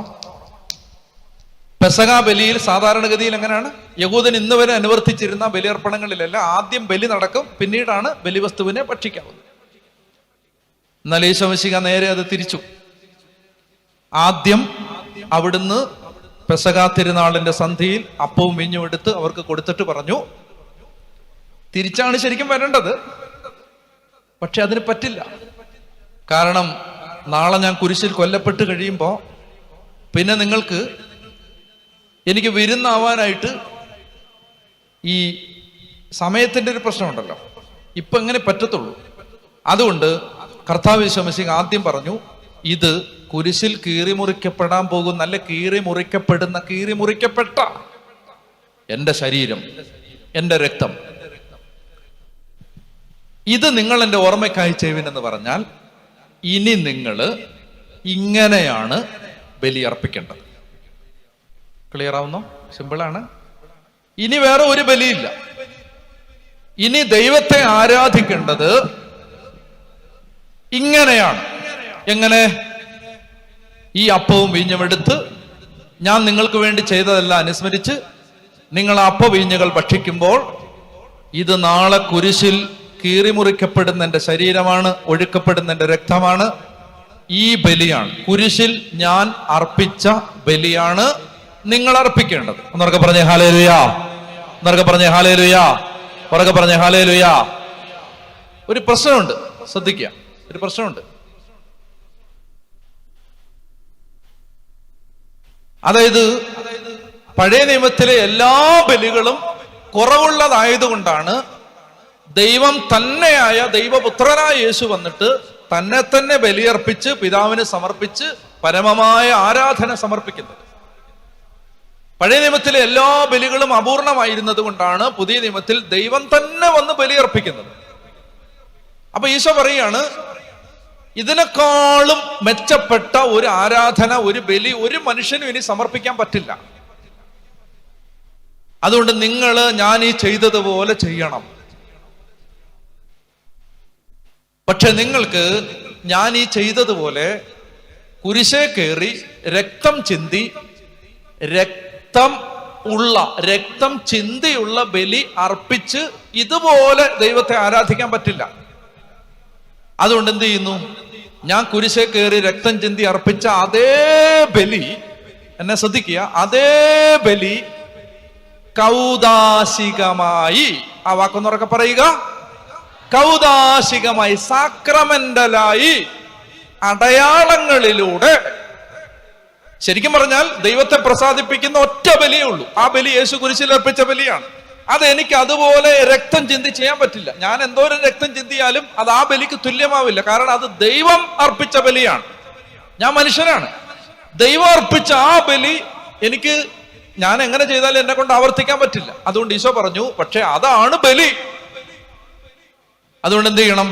ആ ബലി നിങ്ങൾ അർപ്പിക്കണം. അതാണ് യഥാർത്ഥമായ ആരാധന. ആ ബലി നിങ്ങൾ അർപ്പിക്കണമെങ്കിൽ നിങ്ങൾക്ക് എന്നെ പോലെ കുരിശേ കയറി രക്തം ചിന്തി ആ ബലി ഇനി ആവർത്തിക്കാൻ പറ്റാത്തത് കൊണ്ട് അടയാളങ്ങളിലൂടെ അതേ ബലി, ദ സെയിം സാക്രിഫൈസ്, അതേ ബലി അടയാളങ്ങളിലൂടെ നിങ്ങൾ അർപ്പിക്കാനായി, ആ വാക്കൊന്നുകൂടെ പറയുക, കൗദാശികമായി ഞാനത് നിങ്ങൾക്ക് തരികയാണ്. എന്താണ് ആ വാക്ക്? കൗദാശികമായി, കൂദാശയായി, അടയാളങ്ങളിലൂടെ അതേ ബലി. അപ്പൊ ഞാൻ ചോദിക്കുകയാണ് നിങ്ങളോട്, ഈശോ കുരിശിൽ അർപ്പിച്ച ബലിയും നമ്മൾ ഇന്ന് അർപ്പിച്ച ബലിയും തത്വത്തിൽ വ്യത്യാസമുണ്ടോ? ഒരു വ്യത്യാസമില്ല.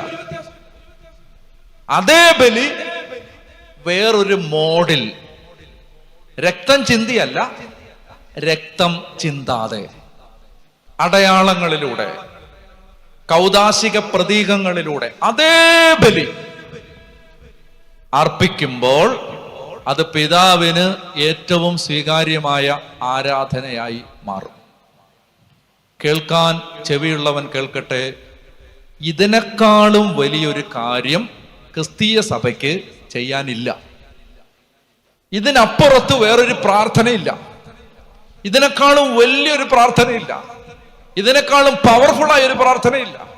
ഇതിനേക്കാളും വലിയൊരു ആരാധനയില്ല. ഇത് പുത്രൻ തമ്പുരാൻ ദൈവം തന്നെ ദൈവപിതാവിന് അർപ്പിച്ച വിലമതിക്കാനാവാത്ത ബലിയാണ്. ഇത് മനുഷ്യന്റെ ബലിയല്ല, ഇത് ദൈവം അർപ്പിച്ച ബലിയാണ്. അതേ ബലിയാണ്, കുരിശിൽ അർപ്പിച്ച അതേ ബലിയാണ്. ആ ബലിയേക്കാൾ വലിയൊരു കാര്യം വിശ്വാസിക്ക് ചെയ്യാനില്ല.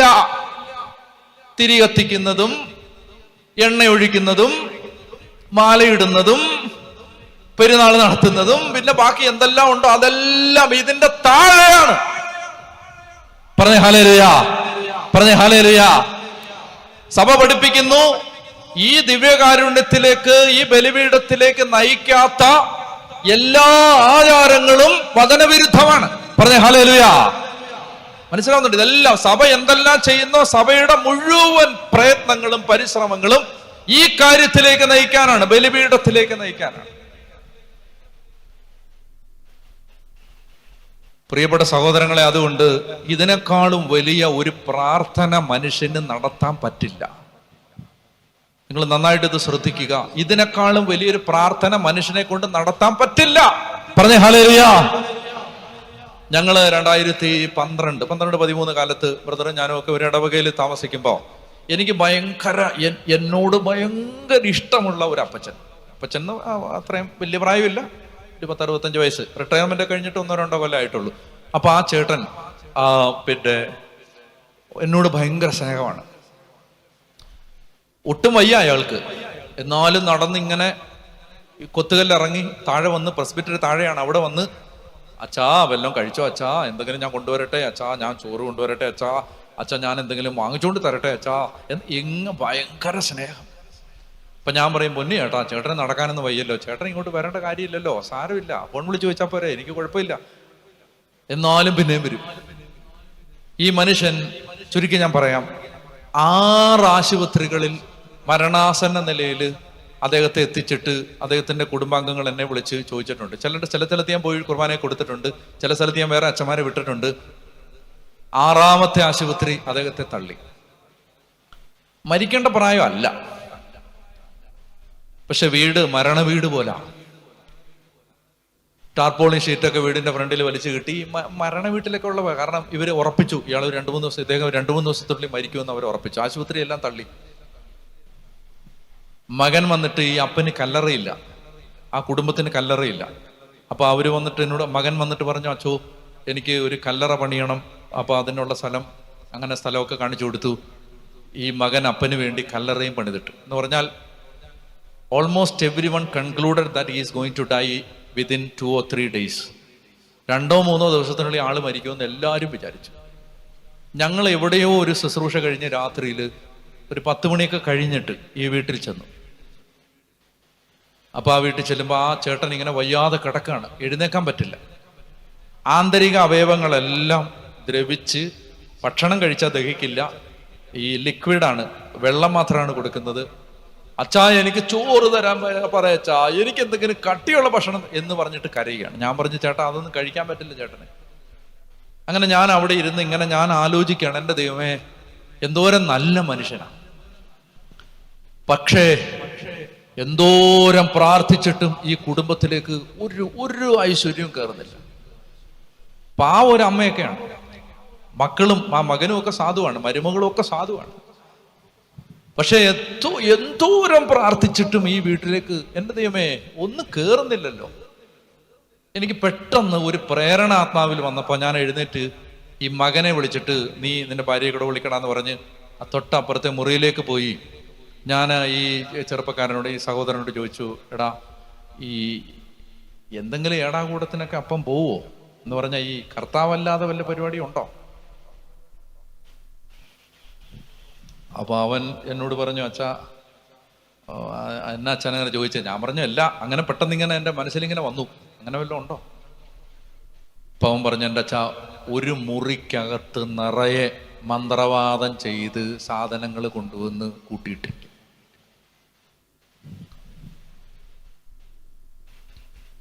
അപ്പം പാവമാണ്, അച്ഛനറിയാലോ. പക്ഷെ അപ്പന് ഭയങ്കര അന്ധവിശ്വാസം. ഈ ഓരോ സ്ഥലത്തും പോയി ഓരോന്ന് ചെയ്ത്, എൻ്റെ അച്ഛാ എന്തെങ്കിലും ഒരു ചെറിയ കാര്യമുണ്ട് ഒട്ടനെ മന്ത്രമാണ്. ഞാൻ ശരിയടാന്ന് പറഞ്ഞിട്ട് ഞാൻ ഈ അപ്പച്ചൻ്റെ ആ ചേട്ടൻ്റെ മുറിയിലേക്ക് ചെന്നിട്ട് ഞാൻ ആ ചേട്ടനോട് പറഞ്ഞു, ചേട്ടാ, 2 വള്ളത്തെ കാല് വെച്ച് ഈ കടപ്പായില്ലേ, ഇനിയെങ്കിലും അനുദപിക്കുക. കുമ്പസാരിക്കണോ ഇപ്പം? എനിക്ക് കുമ്പസാരിക്കണമെന്ന് പറഞ്ഞു. എന്നിട്ട് ആ കിടക്കെ കിടന്നുകൊണ്ട് ആ പാവം വാവിട്ട് കരഞ്ഞുകൊണ്ട് അദ്ദേഹത്തിന്റെ ജീവിതകാലം മുഴുവനുള്ള തിന്മകൾ ഏറ്റുപറയാൻ തുടങ്ങി. ഒരു വേള അദ്ദേഹം ഹൃദയം പൊട്ടി മരിച്ചു പോയേക്കുമോ എന്ന് ഞാൻ ഭയപ്പെട്ടപ്പോൾ ഞാൻ അദ്ദേഹത്തിന്റെ വാപുത്തി, ഒന്നും പറയണ്ടെന്ന് പറഞ്ഞു, ഒന്നും പറയണ്ട, ഈ കരച്ചില് മതി. പാപമോചനം കൊടുത്ത് പ്രാർത്ഥിച്ചു. ഞാൻ അവിടെ ഇരുന്ന് കുറച്ചു നേരം കൂടെ പ്രാർത്ഥിക്കുമ്പോൾ എനിക്ക് തോന്നി രാവിലെ വന്ന് ഈ വീടൊക്കെ ഒന്ന് വഞ്ചരിക്കാം. രാവിലെ ഈ ചേട്ടനെ കുമ്പസാരിപ്പിച്ചില്ലേ, രാവിലെ വന്ന് വിശുദ്ധ കുർബാനയും കൊടുക്കാം. അപ്പോൾ രാത്രി 11:30 കഴിഞ്ഞു. ഞങ്ങൾ 2 പേരും കൂടെ പള്ളിയിലേക്ക് തിരിച്ചുപോയി.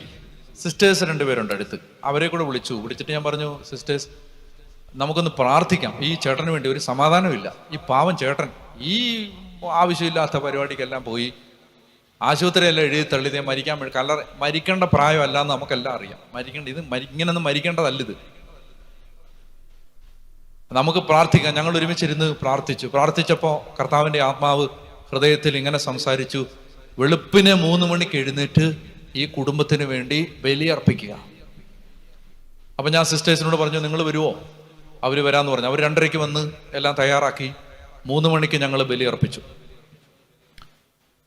ആ ബലിപീഠത്തിൽ ഇങ്ങനെ എഴുതി വെച്ചു, എൻ്റെ കർത്താവേ, ഒരുപാട് അന്ധവിശ്വാസങ്ങളും 1-ാം പ്രമാണ ലംഘനങ്ങളും ഒക്കെ നടത്തിയിട്ടുള്ള ഈ കുടുംബത്തിൽ അങ്ങ് ഒരു പൊറുതി കൊടുക്കണേ, പരിഹാരം കൊടുക്കണേ, ഈ ചേട്ടനെ സുഖപ്പെടുത്തണേ. എഴുതി വെച്ചു, ബലിയർപ്പിച്ചു. 5 മണിയായപ്പോൾ ഞങ്ങൾ വീട്ടിലേക്ക് പോയി. വീട്ടിൽ ചെന്ന് ഈ ചേട്ടനെ എടുത്തോണ്ട് വന്ന ഒരു കസേരയിൽ ഇരുത്തി വീണു പോകാതിരിക്കാൻ മകനും മരുമകളും കൂടെ പിടിച്ചു വെച്ചിരിക്കുകയാണ്, അല്ലെ വീണുപോകും. എൻ്റെ കയ്യിൽ ഈശോ ദിവ്യകാരുണ്യമുണ്ട്. ഞാൻ ദിവ്യകാരുണ്യ ഈശോയെ എൻ്റെ കയ്യിലേക്ക് വെച്ച് ഞാൻ ഈ ചേട്ടൻ്റെ മുഖത്തിന് അടുപ്പിച്ച് പിടിച്ചിട്ട് ഞാനിങ്ങനെ പറഞ്ഞു, ചേട്ടാ, ജീവിക്കുന്ന ദൈവമാണ്, ജീവിക്കുന്ന ദൈവം. ഇത്രയും കാലവും ജീവിതത്തിൽ അബദ്ധങ്ങളൊക്കെ സംഭവിച്ചു, ചേട്ടൻ അനുഭവിക്കുന്നുണ്ട്, വിഷമിക്കണ്ട. കർത്താവിനോട് ഹൃദയം പൊട്ടി പറ, എൻ്റെ ഈശോയെ എന്നെ സുഖപ്പെടുത്തണേ, എൻ്റെ വീടിനെ രക്ഷപ്പെടുത്തണേ. ആ മനുഷ്യൻ ഹൃദയം പൊട്ടി കരഞ്ഞു, പ്രാർത്ഥിച്ചു. അമ്മയുണ്ട്, അദ്ദേഹത്തിൻ്റെ ഭാര്യയുണ്ട്. ഈ ആമാശയത്തിലും കണ്ട് എന്തോ ഒരു സർജറി കഴിഞ്ഞിട്ട് ആ ചേച്ചിയും വയ്യാതിരിക്കുകയാണ്. അവർക്ക് 2 പേർക്ക് ഞാൻ വിശുദ്ധ കുർബാന കൊടുത്തു, പ്രാർത്ഥിച്ചു, വീട് വഞ്ചരിച്ചു, തിരിച്ചു പോകും. അന്ന് രാത്രി ആ ദിവസങ്ങളിലെങ്ങും പെയ്യാത്തതുപോലെ ഇടിവെട്ടി പേമാരി തിമിർത്ത് പെയ്ത് അപ്പന് വേണ്ടി മകനുണ്ടാക്കിയ കല്ലറ മാത്രം, ആ സെമിത്തേരിയിലെ ആ കല്ലറ മാത്രം മഴ വെള്ളത്തിൽ ഒലിച്ചുപോയി. ആ കല്ലറ മാത്രം. എനിക്കത് അടയാളമായിരുന്നു, അയാൾക്ക് കല്ലറ കെട്ടേണ്ട സമയമായിട്ടില്ല. 2 ദിവസം കഴിയുമ്പോൾ ഞാനൊരു കാഴ്ച കണ്ടു. സമ്പൂർണ്ണ ആരോഗ്യത്തോടെ ഈ മനുഷ്യൻ നടന്നു വന്ന് ദേവാലയത്തിൽ കയറി എൻ്റെ മുമ്പിൽ മുട്ടുകുത്തി നിന്ന് ഒരിക്കൽ കൂടി കുമ്പസാരിച്ച് ആശീർവാദം വാങ്ങി തിരിച്ചുപോയി. ആ അമ്മ എഴുതി തന്ന കണ്ണീരിൽ കുതിർന്ന ഒരു സാക്ഷ്യം ഞാൻ സൂക്ഷിച്ചു വെച്ചിട്ടുണ്ട്. അവരെഴുതിയിരിക്കുന്നു, ഒരു വിശുദ്ധ കുർബാന കൊണ്ട് രക്ഷപ്പെട്ട ഒരു കുടുംബമാണ് ഞങ്ങളുടേത്. പറഞ്ഞ ഹല്ലേലൂയ. ഒരു വിശുദ്ധ കുർബാന കൊണ്ട് രക്ഷപ്പെട്ട കുടുംബമാണ് ഞങ്ങൾ. ഞാൻ 100 കണക്കിന് അനുഭവങ്ങൾ നിങ്ങളോട് പറയാം. ഇതിനേക്കാളും വലിയൊരു പ്രാർത്ഥന ഇല്ലെന്ന്. ഇഷ്ടം പോലെ പ്രാർത്ഥനകളില്ലേ ഈ അന്തരീക്ഷത്തില്, പവർഫുൾ പ്രാർത്ഥനകൾ. ഞാനൊരു പുരോഹിതൻ നിങ്ങളോട് പറയുന്നു, ഒരു വഴിക്കും പോകേണ്ട കാര്യമില്ല. ഒരു വഴിക്കും ബലിപീഠത്തിന്റെ വളർക്കോണുകൾ മുറുകെ പിടിച്ചാൽ അഴിയാത്ത ഒരു കുരുക്കുമില്ല വിശ്വാസിയുടെ ജീവിതത്തിൽ. പറഞ്ഞേ ഹല്ലേലൂയ.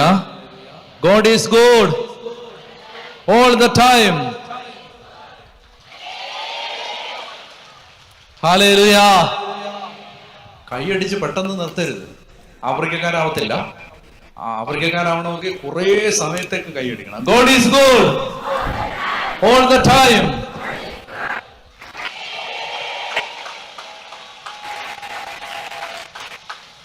Hallelujah, hallelujah, hallelujah.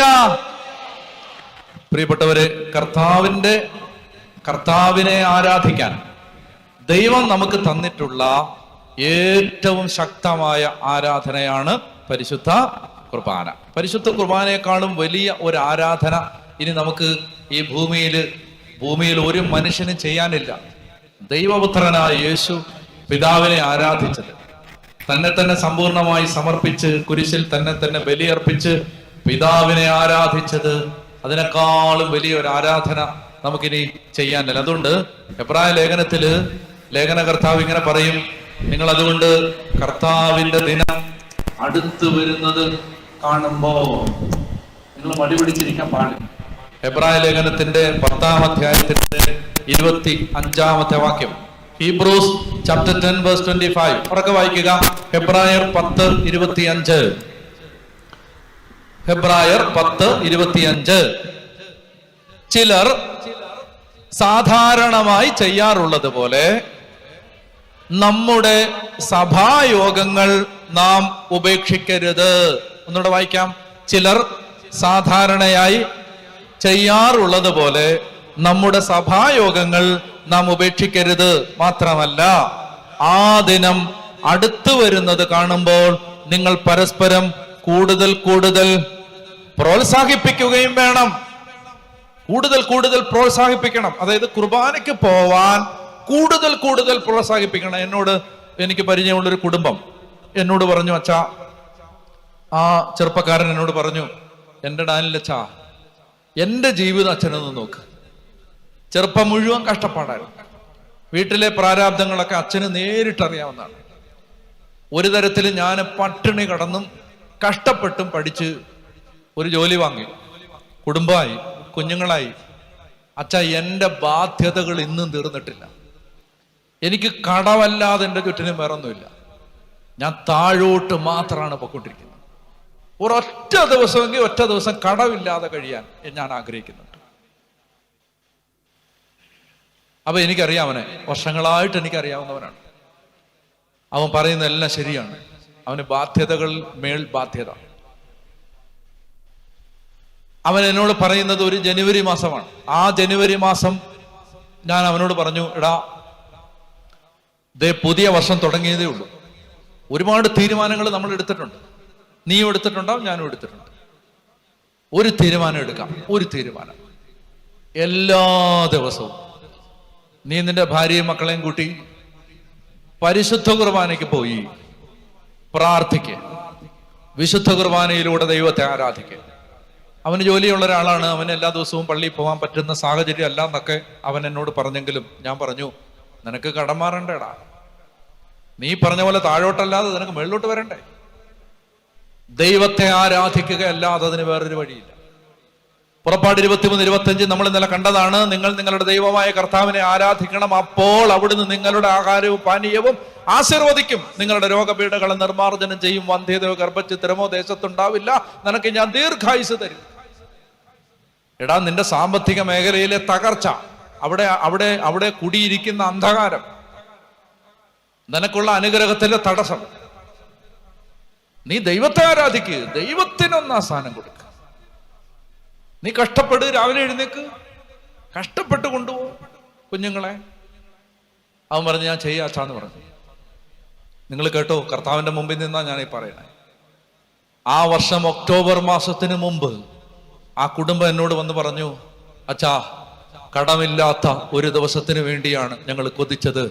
ഞങ്ങളുടെ കടം മുഴുവൻ ദൈവം വീട്ടി, ഞങ്ങൾക്ക് കടമില്ല, ഞങ്ങൾ കടമില്ലാതെ കിടന്നുറങ്ങാൻ പോവാണ്. പറഞ്ഞ ഹല്ലേലൂയാ, പറഞ്ഞ ഹല്ലേലൂയാ. അതായത് 10 മാസം പരിശുദ്ധ കുർബാനയ്ക്ക് മുടക്കമില്ലാതെ പോയി ദൈവത്തെ ആരാധിച്ചപ്പോ ആ കുടുംബത്തിന്റെ സാമ്പത്തിക മേഖല മാറി. പറഞ്ഞ ഹല്ലേലൂയാ. ഞാൻ പറയാം, എന്റെ പ്രിയപ്പെട്ട സഹോദരങ്ങളെ, നിങ്ങള് ഈ പല വഴിക്ക് അലയാതെ, പല കാര്യങ്ങൾ ചെയ്ത് സമയം കളയാതെ. ഞാൻ ആലോചിക്കാറുണ്ട്, ചേച്ചിമാരൊക്കെ പാവങ്ങള്, കഷ്ടം തോന്നും, എന്നാലും കുറ്റം പറയാതിരിക്കാൻ നിവൃത്തിയില്ല, കുറ്റം പറയാണ്. എന്താന്നറിയാം, എവിടുന്നൊരു പ്രാർത്ഥനാ പുസ്തകം കിട്ടിയാലും വായിക്കും. ദൈവമേ, ആ ധ്യാനകേന്ദ്രത്തിൽ പോയപ്പോ അവിടുന്ന് ഇത്രയും കട്ടിയുള്ള പുസ്തകം, ഈ ധ്യാനകേന്ദ്രത്തിൽ നിന്ന് ഇത്രയും കട്ടിയുള്ള പുസ്തകം. ഞാനും ഒരെണ്ണം അടിക്കാൻ പോവാ, കുറച്ചുകൂടെ കട്ടിയുള്ളത്. ഇതുവരെ അടിച്ചിട്ടില്ല, ഒരെണ്ണം അടിക്കണം എനിക്ക്. അപ്പോ പിന്നെ അവിടെ പോയപ്പോ ആ തീർത്ഥാടന കേന്ദ്രത്തിൽ നിന്ന് ഒരു പുസ്തകം, എല്ലാ പുസ്തകവും ഈ പാവങ്ങൾ വാങ്ങിച്ചോണ്ട് വരും. കാരണം ഏത് പ്രാർത്ഥന ചൊല്ലിയാലാണെന്ന് ഗതി പിടിക്കുന്നതെന്ന് അറിയാൻ വേണ്ടിയിട്ടാണ്. പിന്നെ എന്തെങ്കിലുമൊക്കെ അവിടെ ഒരാൾ പറയും ഇത് ചെയ്യൂ, നിങ്ങൾ അനുഗ്രഹിക്കപ്പെടും. ഇവിടെ വേറൊരാൾ പറയും ഇത് ചെയ്യൂ, അപ്പൊ ഇതിന് ചേരും, അതിന് ചേരും, അതിന് ചേരും, എല്ലാത്തിനും പോയി ചേരും. പാവത്തിന് സമയമില്ല, ചോറ് വെക്കാൻ പോലും സമയമില്ല. ഞാൻ എപ്പോഴും ആലോചിക്കാറുണ്ട്, ഞാൻ ഈ ചെറിയ കോമഡിയൊക്കെ അടിക്കുമ്പോൾ ചേച്ചിമാരാണ് ചിരിക്കുന്നത്, ചേട്ടന്മാരധികം ചിരിക്കത്തില്ല. എന്താ കാര്യം എന്നറിയാമോ? ചേട്ടന്മാർക്ക് പലർക്കും എന്നോട് വൈരാഗ്യമാണ്. കാരണം ഈ ചായ പോലും കൊടുക്കാതാണ് ഈ പരിപാടി, യൂട്യൂബ്. അങ്ങനെ ചായ ചോദിച്ചിട്ട് 2 മണിക്കൂറായി. അവർ പറഞ്ഞു ഇതൊന്ന് തീരട്ടെ, നിങ്ങൾക്ക് ഇപ്പൊ ചായ കുടിച്ചു, വേറത്തെ ഒരു ചായ കുടിച്ചല്ലേ എന്നൊക്കെ പറഞ്ഞിട്ട് വൈരാഗ്യമാണ്. ഈ പാവങ്ങൾ കുറ്റം പറയാതിരിക്കാൻ വയ്യ, കുറ്റമാണെന്നറിയാം. അപ്പോൾ ഉള്ള പ്രാർത്ഥനയെല്ലാം കൊണ്ട് ഒരുപാട് നമ്മുടെ മക്കള് പ്രാർത്ഥന വെറുത്തത് എങ്ങനെയാണെന്നറിയാമോ? കുരിശുവരെ എന്ന് പറഞ്ഞ് വൈകുന്നേരം 5:30 തുടങ്ങിയ 10:30 തീരുന്നേ. പിള്ളേര് പുസ്തകം വലിച്ചെറിഞ്ഞ് തലയ്ക്ക് അടിച്ചിട്ട് ഇറങ്ങിപ്പോകാത്തത് ഗുരുത്വം. എന്നെ കേൾക്ക്, നിങ്ങൾക്ക് ഇഷ്ടം പോലെ സമയം നല്ല ബിരിയാണി വെക്കാനും നല്ല ഭക്ഷണം ഉണ്ടാക്കാനും നല്ല കപ്പ് ബിരിയാണി വെക്കാനും ഒക്കെ ഇഷ്ടം പോലെ സമയം ഫ്രീ ആയിട്ട് കിട്ടും. ഒരൊറ്റ കാര്യത്തിൽ നിർബന്ധ ബുദ്ധി പുലർത്ത്, നിന്റെ ദൈവത്തെ പരിശുദ്ധ കുർബാനയ്ക്ക് പോയി ആരാധിച്ച് മഹത്വപ്പെടുത്തി ഫ്രീ ആയിട്ട് ജീവിക്കൂ. ബാക്കി എല്ലാ പുസ്തകവും എറിഞ്ഞുകളാ. പറഞ്ഞ ഹല്ലേലൂയാ, പറഞ്ഞ ഹല്ലേലൂയാ. ഇഷ്ടം പോലെ സമയം വീട്ടില്, ഇഷ്ടം പോലെ സമയം, പിക്നിക്ക് പോവാൻ സമയം, ഗോവയിൽ പോയി ഫ്രാൻസിസ് സേവ്യറിനെ കാണാൻ സമയം, എല്ലാത്തിനും സമയം. കാരണം അത് ഇഷ്ടം പോലെ സമയമുണ്ട് വീട്ടില്.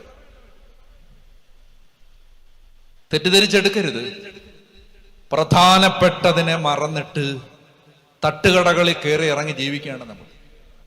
പ്രധാനപ്പെട്ടതിനെ കളഞ്ഞിട്ട് ഈ ബലിപീഠത്തിൽ അഴിയാത്തതൊന്നുമില്ല. ഉറക്കെ പറഞ്ഞ ഹല്ലേലൂയാ, പറഞ്ഞ ഹല്ലേലൂയാ. ഞാൻ വേറൊരു സംഭവം പറയാം, അല്ലേ? പ്രൈവസി കൺസേൺസ് ഉണ്ട്, എന്നാലും പറയാം.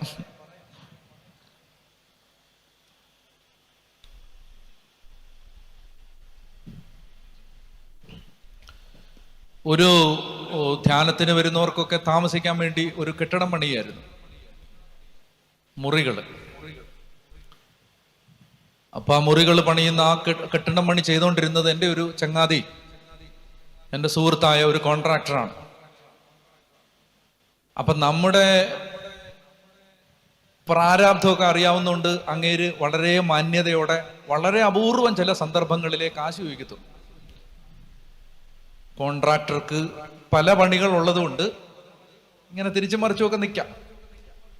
അപ്പൊ എന്നോട് ഒത്തിരി ബുദ്ധിമുട്ടുണ്ടെങ്കിലേ കാശ് ചോദിക്കും. പണിയൊക്കെ ഇങ്ങനെ നടന്നുകൊണ്ടിരിക്കുകയാണ്, നിർബാധം, കാശ് അധികം ചോദിക്കുന്നില്ല. അപ്പൊ എൻ്റെ ഒരു ധാരണ, കാശൊക്കെ ഇങ്ങനെ ഓഫീസിൽ ബില്ലൊക്കെ കൊടുത്ത് വാങ്ങിച്ചുകൊണ്ട് പോകുന്നുണ്ടെന്നുള്ളതാണ് എൻ്റെ ഒരു ധാരണ. പക്ഷെ ഈ പുള്ളി ചോദിക്കുന്നില്ലായിരുന്നു. അവസാനം ഇങ്ങേരുമായി ബന്ധപ്പെട്ട ഒരു തൊഴിലാളി എൻ്റെ അടുത്ത് വന്നിട്ട് പറഞ്ഞു, എൻ്റെ അച്ഛൻ ഒരുപാട് കാശ് കൊടുക്കാനുണ്ടോ എന്ന് ചോദിച്ചു നമ്മുടെ കോൺട്രാക്ടറിന്. ഞാൻ പറഞ്ഞു ഇല്ല. അല്ല ഉണ്ട്. ഞാൻ പറഞ്ഞില്ല. ഉണ്ടച്ചാ. പുള്ളിക്ക് കടമായിട്ട് ഈ സാധനം വാങ്ങിക്കുന്ന കടയുടെ ഫ്രണ്ടിൽ വേറെ വഴി കൂടെ ഇപ്പൊ പോണേന്ന്. അച്ഛൻ കൊടുക്കാനുണ്ടെങ്കിൽ കൊടുക്കണേ അച്ഛാന്ന്. എനിക്ക് ഭയങ്കര നാണക്കേടായി പോയി. ഞാൻ ഉടനെ ഈ പുള്ളിയെ വിളിച്ചിട്ട് പറഞ്ഞു, നീ എന്ത് പരിപാടി കാണിച്ചത്? നിനക്ക് ഒരുപാട് കാശ് ഞാൻ തരാനുണ്ടോ? അതാണ്ടാ നിന്റെ തൊഴിലാളി വന്നിട്ട് എൻ്റെ അടുത്ത് പറയുന്നത് ഇങ്ങനെ. അപ്പൊ പറഞ്ഞു ഉണ്ടച്ചാ.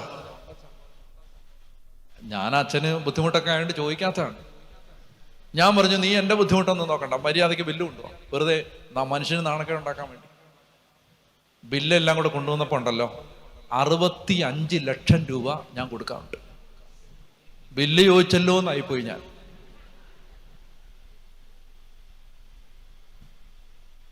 ഞാനെല്ലാം കൂടെ നോക്കുമ്പോഴേ നമ്മുടെ അക്കൗണ്ടിൽ 5 ലക്ഷം രൂപയുണ്ട്. എനിക്ക് ഭയങ്കര പ്രയാസം വരാൻ തുടങ്ങി. എൻ്റെ ദൈവമേ, ഞാൻ എങ്ങനെ വീരവാദം അടിക്കുകയും ചെയ്തു ഇതിന്റെ ബില്ലെല്ലാം കൊണ്ടുവരാൻ. എങ്ങനെ ഇത് കൊടുക്കും? നമ്മുടെ കൈ രണ്ടും കെട്ടിയിട്ടിരിക്കുക കർത്താവ് അറിയാലോ. കടം വാങ്ങരുത്, ലോൺ എടുക്കരുത്, ചോദിക്കരുത്. എന്ത് ചെയ്യും? ഒരു വശത്ത് എന്നെ എന്നെ വല്ലാതെ അസ്വസ്ഥപ്പെടുത്തും. കാരണം എൻ്റെ ദൈവമേ, ഒരു പാവപ്പെട്ടവൻ വിഷമിക്കുകയാണല്ലോ എന്നോർത്ത് എനിക്ക് സങ്കടം സഹിക്കാൻ പറ്റുന്നില്ല. ആ സമയത്താണ് എനിക്ക് വേറൊരു ഉപദ്രവം. വിശദാംശങ്ങൾ പറയാൻ ബുദ്ധിമുട്ടുണ്ട്, അവരുടെ പ്രൈവസിയെ കരുതി. ഒരാള് എന്നെ നിരന്തരം ഇമെയിൽ അയച്ച് ഉപദ്രവിച്ചുകൊണ്ടിരിക്കുകയാണ്. എനിക്ക് മൗണ്ട് കാർമലിന്റെ ഇമെയിൽ ഐ ഡി തുറക്കാൻ വയ്യ. അതിനകത്ത് മുഴുവൻ ഒരാൾ എവിടെയോ ഏതോ ഒരു അജ്ഞാത കേന്ദ്രത്തിലിരുന്ന് എന്നെ വളരെയധികം ടോർച്ചർ ചെയ്യുന്ന വിധത്തിലുള്ള ഇമെയിലുകൾ അയച്ചുകൊണ്ടിരിക്കുക. ഈ ആളുടെ ഐഡന്റിറ്റി എനിക്ക് അറിഞ്ഞുകൂടാ. ആദ്യമൊക്കെ ഞാനിത് വെറുതെ വിട്ടു എന്ന് പറഞ്ഞാൽ നമുക്ക് ബന്ധമില്ലല്ലോ, പിന്നെന്താ നമ്മൾ ഭാരപ്പെടുന്നത്. ഓരോ ദിവസം കഴിയും തോറും ഭീഷണി കൂടിക്കൂടി വരികയാണ്. മാത്രമല്ല 540-ലധികം ഇമെയിൽ ഒറ്റ ദിവസം വന്ന ദിവസങ്ങളുണ്ട്. 540-ലധികം ഇമെയിൽ. മൗണ്ട് കാർമലിന്റെ ഇമെയിൽ ഐ ഡി എനിക്ക് തുറക്കാൻ വയ്യ. ഒരു ഔദ്യോഗികമായ കാര്യം ചെയ്യാൻ വയ്യ. കാരണം ഈ ഇമെയിൽ വന്നോണ്ടിരിക്കും. ഇമെയിൽ ബ്ലോക്ക് ചെയ്താലും അത് സ്പാമിലോ ഒക്കെ പോയി കിടക്കും. അത് നമ്മൾക്ക് അത് വരും. ബ്ലോക്ക് ചെയ്യാനും ഫോൺ നമ്പർ ബ്ലോക്ക് ചെയ്യുന്ന പോലെ പറ്റില്ല. എൻ്റെ ദൈവമേ, ഞാൻ വിഷമിച്ചു. ഞാൻ എങ്ങനെ ദൈവം ഇത് ആരാണെന്ന് എങ്ങനെയെന്ന് കണ്ടുപിടിക്കും? അപ്പൊ എനിക്ക് ചെറിയൊരു ലൈറ്റ് കിട്ടി. ഞാൻ അങ്ങനെ അതുമായി ബന്ധപ്പെട്ട ഒരാളെ വിളിച്ചു ചോദിച്ചപ്പോൾ അയാൾ പറഞ്ഞു, എൻ്റെ അച്ഛ വളരെ അപകടകാരിയായ ഒരാളാണ്, അച്ഛൻ വളരെ സൂക്ഷിക്കണം. അവർക്ക് പറഞ്ഞേ ഹല്ലേലൂയ. ഒരു വശത്ത് 65 ലക്ഷം രൂപ, മറുവശത്ത് എവിടെ നിന്നോ മറഞ്ഞിരുന്ന് എന്നെ ഉപദ്രവിക്കുന്ന ഒരാൾ. കുറച്ചു ദിവസം കഴിഞ്ഞപ്പോൾ എനിക്ക് അസ്വസ്ഥത കൂടിക്കൂടി വരാൻ തുടങ്ങി. ഊണിലും ഉറക്കത്തിൽ ഈ ചിന്ത മാത്രമേ ഉള്ളൂ, എൻ്റെ ദൈവമേ, ഇത് ഈ രണ്ട് പ്രശ്നം എങ്ങനെ പരിഹരിക്കും? ഈ ആളെ കണ്ടാൽ നിനക്ക് എന്തിനു സുഖം ചോദിക്കാം, പക്ഷെ ആളെ കാണാൻ ആരാ? പറഞ്ഞേ ഹല്ലേലൂയ, ഹല്ലേലൂയ. എൻ്റെ പ്രിയപ്പെട്ട സഹോദരങ്ങളെ, അങ്ങനെ ഇരിക്കുമ്പോ ഞാൻ ഒരിക്കല് കുളിച്ചോണ്ടിരിക്കുകയാണ്. നടന്ന പോലെ പറയുന്നുണ്ട്, എങ്ങനെ പറയുന്നത് കേട്ടോ. എനിക്ക് വേണമെങ്കിൽ ഞാൻ എഴുതിക്കൊണ്ടിരിക്കുമ്പോഴെന്ന് പറയാം, പക്ഷെ ശരിക്കും കുളിച്ചോണ്ടിരിക്കുമ്പോഴാണ്, അതുകൊണ്ടാണ് ഞാൻ കുളിച്ചോണ്ടിരിക്കുമ്പോ ഒരു വചനം എൻ്റെ അകത്ത് ഇങ്ങനെ കയറി വന്നു. ആ വചനം ഞാൻ ആ ദിവസങ്ങളിലൊന്നും വായിച്ചതല്ല. ആ വചനം എങ്ങനെയാണ്? സോളമൻ ഗിബയോനിലുള്ള പൂജാഗിരിയിലേക്ക് പോയി. അവിടെ അവൻ 1000 ദഹനബലികൾ അർപ്പിച്ചിട്ടുണ്ടായിരുന്നു. അവിടെ വെച്ച് ദൈവമായ കർത്താവ് അവന് പ്രത്യക്ഷനായി അരുളി ചെയ്തു, നിനക്ക് എന്ത് വേണമെങ്കിലും ചോദിച്ചോളാൻ പറഞ്ഞു. കുളിച്ചോണ്ടിരിക്കുമ്പോഴാണേ സോളമൻ ഗിബയോനിലുള്ള പൂജാഗിരിയിലേക്ക് പോയി. അവിടെ അവൻ 1000 ദഹനബലി അർപ്പിച്ചിട്ടുണ്ടായിരുന്നു. അവിടെ വെച്ച് ദൈവമായ കർത്താവിന് പ്രത്യക്ഷനായി, നിനക്ക് എന്നാ വേണമെന്ന് ചോദിച്ചു. എനിക്ക് പെട്ടെന്നൊരു കാര്യം എൻ്റെ ഉള്ളിൽ കത്തി. 1000 ദഹനബലി സോളമൻ അർപ്പിച്ചപ്പോ ദൈവം പ്രത്യക്ഷപ്പെട്ടു, എന്നാ വേണോടാൻ ചോദിച്ചു. ഞാൻ വേഗം തോർത്തി, വേഗം ഡ്രസ്സ് മാറി, വേഗം പുറത്തു വന്ന് ബൈബിൾ എടുത്ത് ഒന്നുകൂടെ വായിച്ചപ്പോ സംഭവം ഇതാണ്: 1000 ദഹനബലി അർപ്പിച്ചപ്പോ ദൈവം പ്രത്യക്ഷപ്പെട്ടു. എനിക്കൊരു കാര്യം മനസ്സിലായി, 1000 കുർബാന ചൊല്ലിയാൽ ദൈവം പ്രത്യക്ഷപ്പെടും. ദൈവം പ്രത്യക്ഷപ്പെടുമ്പോൾ എനിക്ക് 2 കാര്യങ്ങൾ ചോദിക്കാനുണ്ട്. ഒന്ന്, 65 ലക്ഷം രൂപ. 2, ഈ ഏടാ കൂടെ ഏതാ? ഞാനൊരു പൊട്ടനെ പോലെ വിശ്വസിച്ചു. എന്താണെന്നറിയോ? 1000 കുർബാന ചൊല്ലിയാൽ ദൈവം പ്രത്യക്ഷപ്പെടും. പിന്നാണ് ഞാനതിൻ്റെ പ്രായോഗികത മനസ്സിലായത്. 1000 കുർബാന ചൊല്ലണമെങ്കിൽ 1000 ദിവസം വേണ്ടേ? 1000 ദിവസം ഈ കോൺട്രാക്ടർ വെയിറ്റ് ചെയ്താലും മറ്റേ ആൾ വെയിറ്റ് ചെയ്യുമെന്ന് തോന്നി.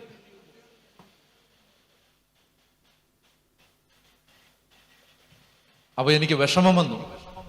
ഞാൻ അവിടെ എൻ്റെ മുറിയിൽ മുട്ടുകുത്തി എൻ്റെ കർത്താവിനോട് പറഞ്ഞു, കർത്താവേ, 1000 കുർബാനയൊന്നും ചൊല്ലാനുള്ള വകുപ്പില്ല. ഞാൻ 1 കുർബാന ചൊല്ലാം.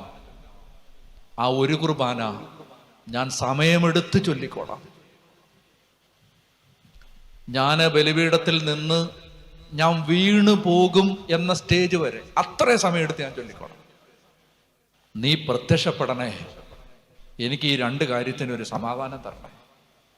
ഞാൻ ധ്യാനകേന്ദ്രത്തിലേക്ക് വിളിച്ചു. അവിടെയുള്ള അച്ഛന്മാരോട് പറഞ്ഞു, ധ്യാനകേന്ദ്രത്തിൻ്റെ മെയിൻ ഹോളിൽ ഞാൻ കുർബാന അർപ്പിക്കാൻ പോവാണ്. തുടങ്ങുന്നത് 10 മണിക്കാണ്, തീരുന്ന എപ്പോഴാണെന്ന് അറിഞ്ഞുകൂടാ. ആരെങ്കിലും കുർബാനയ്ക്ക് കൂടുന്നേ വരാം, ഇല്ലെങ്കിലും കുഴപ്പമില്ല. അവർ വേഗം എല്ലാം ഒരുക്കി തന്നു. 10 മണിക്ക് ഞാൻ ചെന്നു. 11, 12, 1, 2, 3 മണി വരെ ഞാൻ കുർബാന അർപ്പിച്ചു. 3 മണിയായപ്പോൾ ഞാൻ ഇനി വീണു പോകുമെന്ന് എനിക്ക് മനസ്സിലായി. ഞാൻ കുർബാന അവസാനിപ്പിച്ച് ഇറങ്ങി. ഈ പൊട്ടൻ വിശ്വസിക്കുകയാണ്. എന്താ വിശ്വസിക്കുന്ന അറിയാമോ? ദൈവം പ്രത്യക്ഷപ്പെടും. പ്രത്യക്ഷപ്പെടുമ്പോൾ ഈ 2 കാര്യത്തിനൊരു തീർപ്പുണ്ടാക്കണം. 10 മണിക്ക് ഞാൻ കുർബാന ആരംഭിച്ചു. 11, 12 മണിക്ക് എന്നെ ഇമെയിൽ അയച്ച് ഉപദ്രവിച്ചുകൊണ്ടിരുന്ന ആൾ പുകയിട്ട് പാമ്പിനെ പുകച്ച് ചാടിക്കുമ്പോൾ പാമ്പ് വെളി വരുന്ന പോലെ മൗണ്ട് കാർമലിൻ്റെ ധ്യാന ഹോളിൽ കുർബാന നടക്കുന്ന സ്ഥലത്ത് എത്തി. അപ്പൊ എനിക്ക് അറിഞ്ഞുകൂടാ ഈ ആളാണ്, അറിഞ്ഞുകൂടാ. 12 മണിക്ക് എത്തി. CCTV ഉണ്ട്, CCTV. എനിക്ക് അറിഞ്ഞുകൂടാ ഈ ആളാണ്. 3 മണിക്ക് ഞാൻ പോയി, ഈ ആള് പോയിട്ടില്ല, അവിടെ ഉണ്ട്. അച്ഛന്മാരോട് ഞാൻ ഈ കാര്യം പറഞ്ഞിട്ടുണ്ട് അവിടെ. അപ്പൊ അതിലെ ഒരു അച്ഛൻ മനസ്സിലാക്കി, ചില പ്രത്യേക സാഹചര്യങ്ങൾ കണ്ടിട്ട് മനസ്സിലാക്കി ഈ ആളാണത്. അപ്പൊ അച്ഛൻ 6 മണിയായപ്പോ ഊട്ടി വന്നു എൻ്റെ അടുത്ത്. അച്ഛാ, മറ്റേ ആളാണത്, ഉച്ചയ്ക്ക് 12 മണിക്ക് വന്നാണ്, അവിടെ ഉണ്ടെന്ന് പറഞ്ഞു. ചുരുക്കി പറയാം, അന്ന് രാത്രി 9 മണിക്ക് മുമ്പ് ഈ വ്യക്തിയുമായി ബന്ധപ്പെട്ട എല്ലാ പ്രശ്നങ്ങളും എന്നേക്കുമായി പരിഹരിച്ച് ആ വ്യക്തിയെ അവരുടെ കുടുംബത്തോടൊപ്പം സമാധാനത്തോടെ യാത്രയാക്കി. ആ പ്രശ്നം പരിഹരിക്കപ്പെട്ടു. പിന്നെ ആ ആളുടെ ഭാഗത്ത് നിന്ന് ഇന്ന് വരെ ഒരു ഉപദ്രവവും ഉണ്ടായിട്ടില്ല. പൈസ 9 മണി കഴിയുമ്പോൾ ഈ കേസ് തീർന്നേ. 9 മണി കഴിഞ്ഞ മുറിയിലെത്തുമ്പോൾ ആന്ധ്രാപ്രദേശിൽ എനിക്ക് പരിചയമുള്ളൊരു ബഹുമാനപ്പെട്ട സിസ്റ്റർ എന്നെ വിളിച്ചിട്ട് പറഞ്ഞു, ഡാനിലച്ച, അച്ഛൻ്റെ നമ്പർ ഒരാൾ ചോദിച്ചുകൊണ്ടിരിക്കുകയാണ്, കൊടുക്കട്ടെ? ഞാൻ പറഞ്ഞു, പൊന്നെ സിസ്റ്ററെ, ഇമെയിൽ കൊണ്ടുള്ള ഉപദ്രവം ഇപ്പൊ തീർത്തതേ ഉള്ളൂ. അപ്പൊ എന്നോട് പറഞ്ഞ, അച്ഛാ, ഇതെന്തോ അത്യാവശ്യ കാര്യത്തിലാണ്, കൊടുക്കട്ടെ? സിസ്റ്ററിന് അറിയാവരെ? അറിയാം. എന്നാ കൊടുക്ക്. 1/2 മണിക്കൂർ കഴിയുമ്പോൾ ഈ കുടുംബം എന്നെ വിളിച്ചിട്ട് അവരെന്നോട് പറയുകയാണ്, ഡാനിലച്ച, 3 നാളായിട്ട് അച്ഛനോട് ഞങ്ങളൊന്ന് സംസാരിക്കണമെന്ന് ആഗ്രഹിക്കുന്നുണ്ട്. വേറെ പല കാര്യങ്ങൾക്കും, ഞങ്ങളുടെ കുറച്ച് വീട്ടിലെ കാര്യങ്ങളും പ്രാർത്ഥനാ വിഷയമൊക്കെ പറയാം. ഇപ്പൊ വിളിച്ചത് അതിനൊന്നുമല്ല. ഞങ്ങളുടെ തമിഴ്നാട്ടിലുണ്ടായിരുന്ന അമ്മയുടെ പേരിലുള്ള പ്രോപ്പർട്ടി വിറ്റു. ഞങ്ങൾ ബിസിനസ്സുകാരാണ്, ഞങ്ങൾക്കിപ്പോൾ ആ വസ്തു വിറ്റ് പിള്ളേർക്ക് കൊടുക്കേണ്ട ആവശ്യമില്ല. അപ്പൊ ഭാര്യയും ഭർത്താവും ഞങ്ങളിങ്ങനെ ആലോചിച്ചു, എന്ത് ചെയ്യണം? ഉച്ചയ്ക്ക് ഞങ്ങള് കുർബാനയ്ക്ക് പോയി. വിശുദ്ധ കുർബാനയ്ക്ക് പോയി ഞങ്ങൾ നിൽക്കുമ്പോ ഞങ്ങൾ 2 പേരുടെ ഉള്ളില് അച്ഛന്റെ മുഖം തെളിഞ്ഞു. ഞങ്ങൾ കുർബാന കഴിഞ്ഞിറങ്ങിയിട്ട് എന്താണെന്നറിഞ്ഞൂടാ, ഡാനിയലച്ചനെ ഓർക്കുക ഇടയ്ക്കിടയ്ക്ക്. അപ്പൊ ചേച്ചി പറഞ്ഞു, അയ്യോ ഈ കുർബാനയ്ക്ക് നിന്നപ്പോ ഞാനും ഓർക്കുകയാണ് ഡാനിയലച്ചനെ. നിങ്ങൾക്കൊരു കാര്യം അറിയാമോ, ഇവരെന്നെ ഓർക്കുമ്പോ ഞാൻ അവിടെ കുർബാന ചൊല്ലുക. അവര് പറഞ്ഞു, നമുക്കേ ഇത് അച്ഛന് കൊടുക്കാം. അറിഞ്ഞൂടാ അച്ഛൻ വാങ്ങിക്കുമെന്ന്, ചോദിച്ചു നോക്കാം. എന്നോട് ചോദിക്കുകയാണ്, ഡാനിയലച്ച അമ്മയുടെ പേരിലുള്ള വസ്തു വിറ്റത് ഞങ്ങൾ തന്നാൽ അച്ഛൻ വാങ്ങുമോ? ഞാൻ പറഞ്ഞു, പൊന്നു ചേട്ടാ എന്തും വാങ്ങുന്ന ഒരവസ്ഥയിലാണിപ്പോ.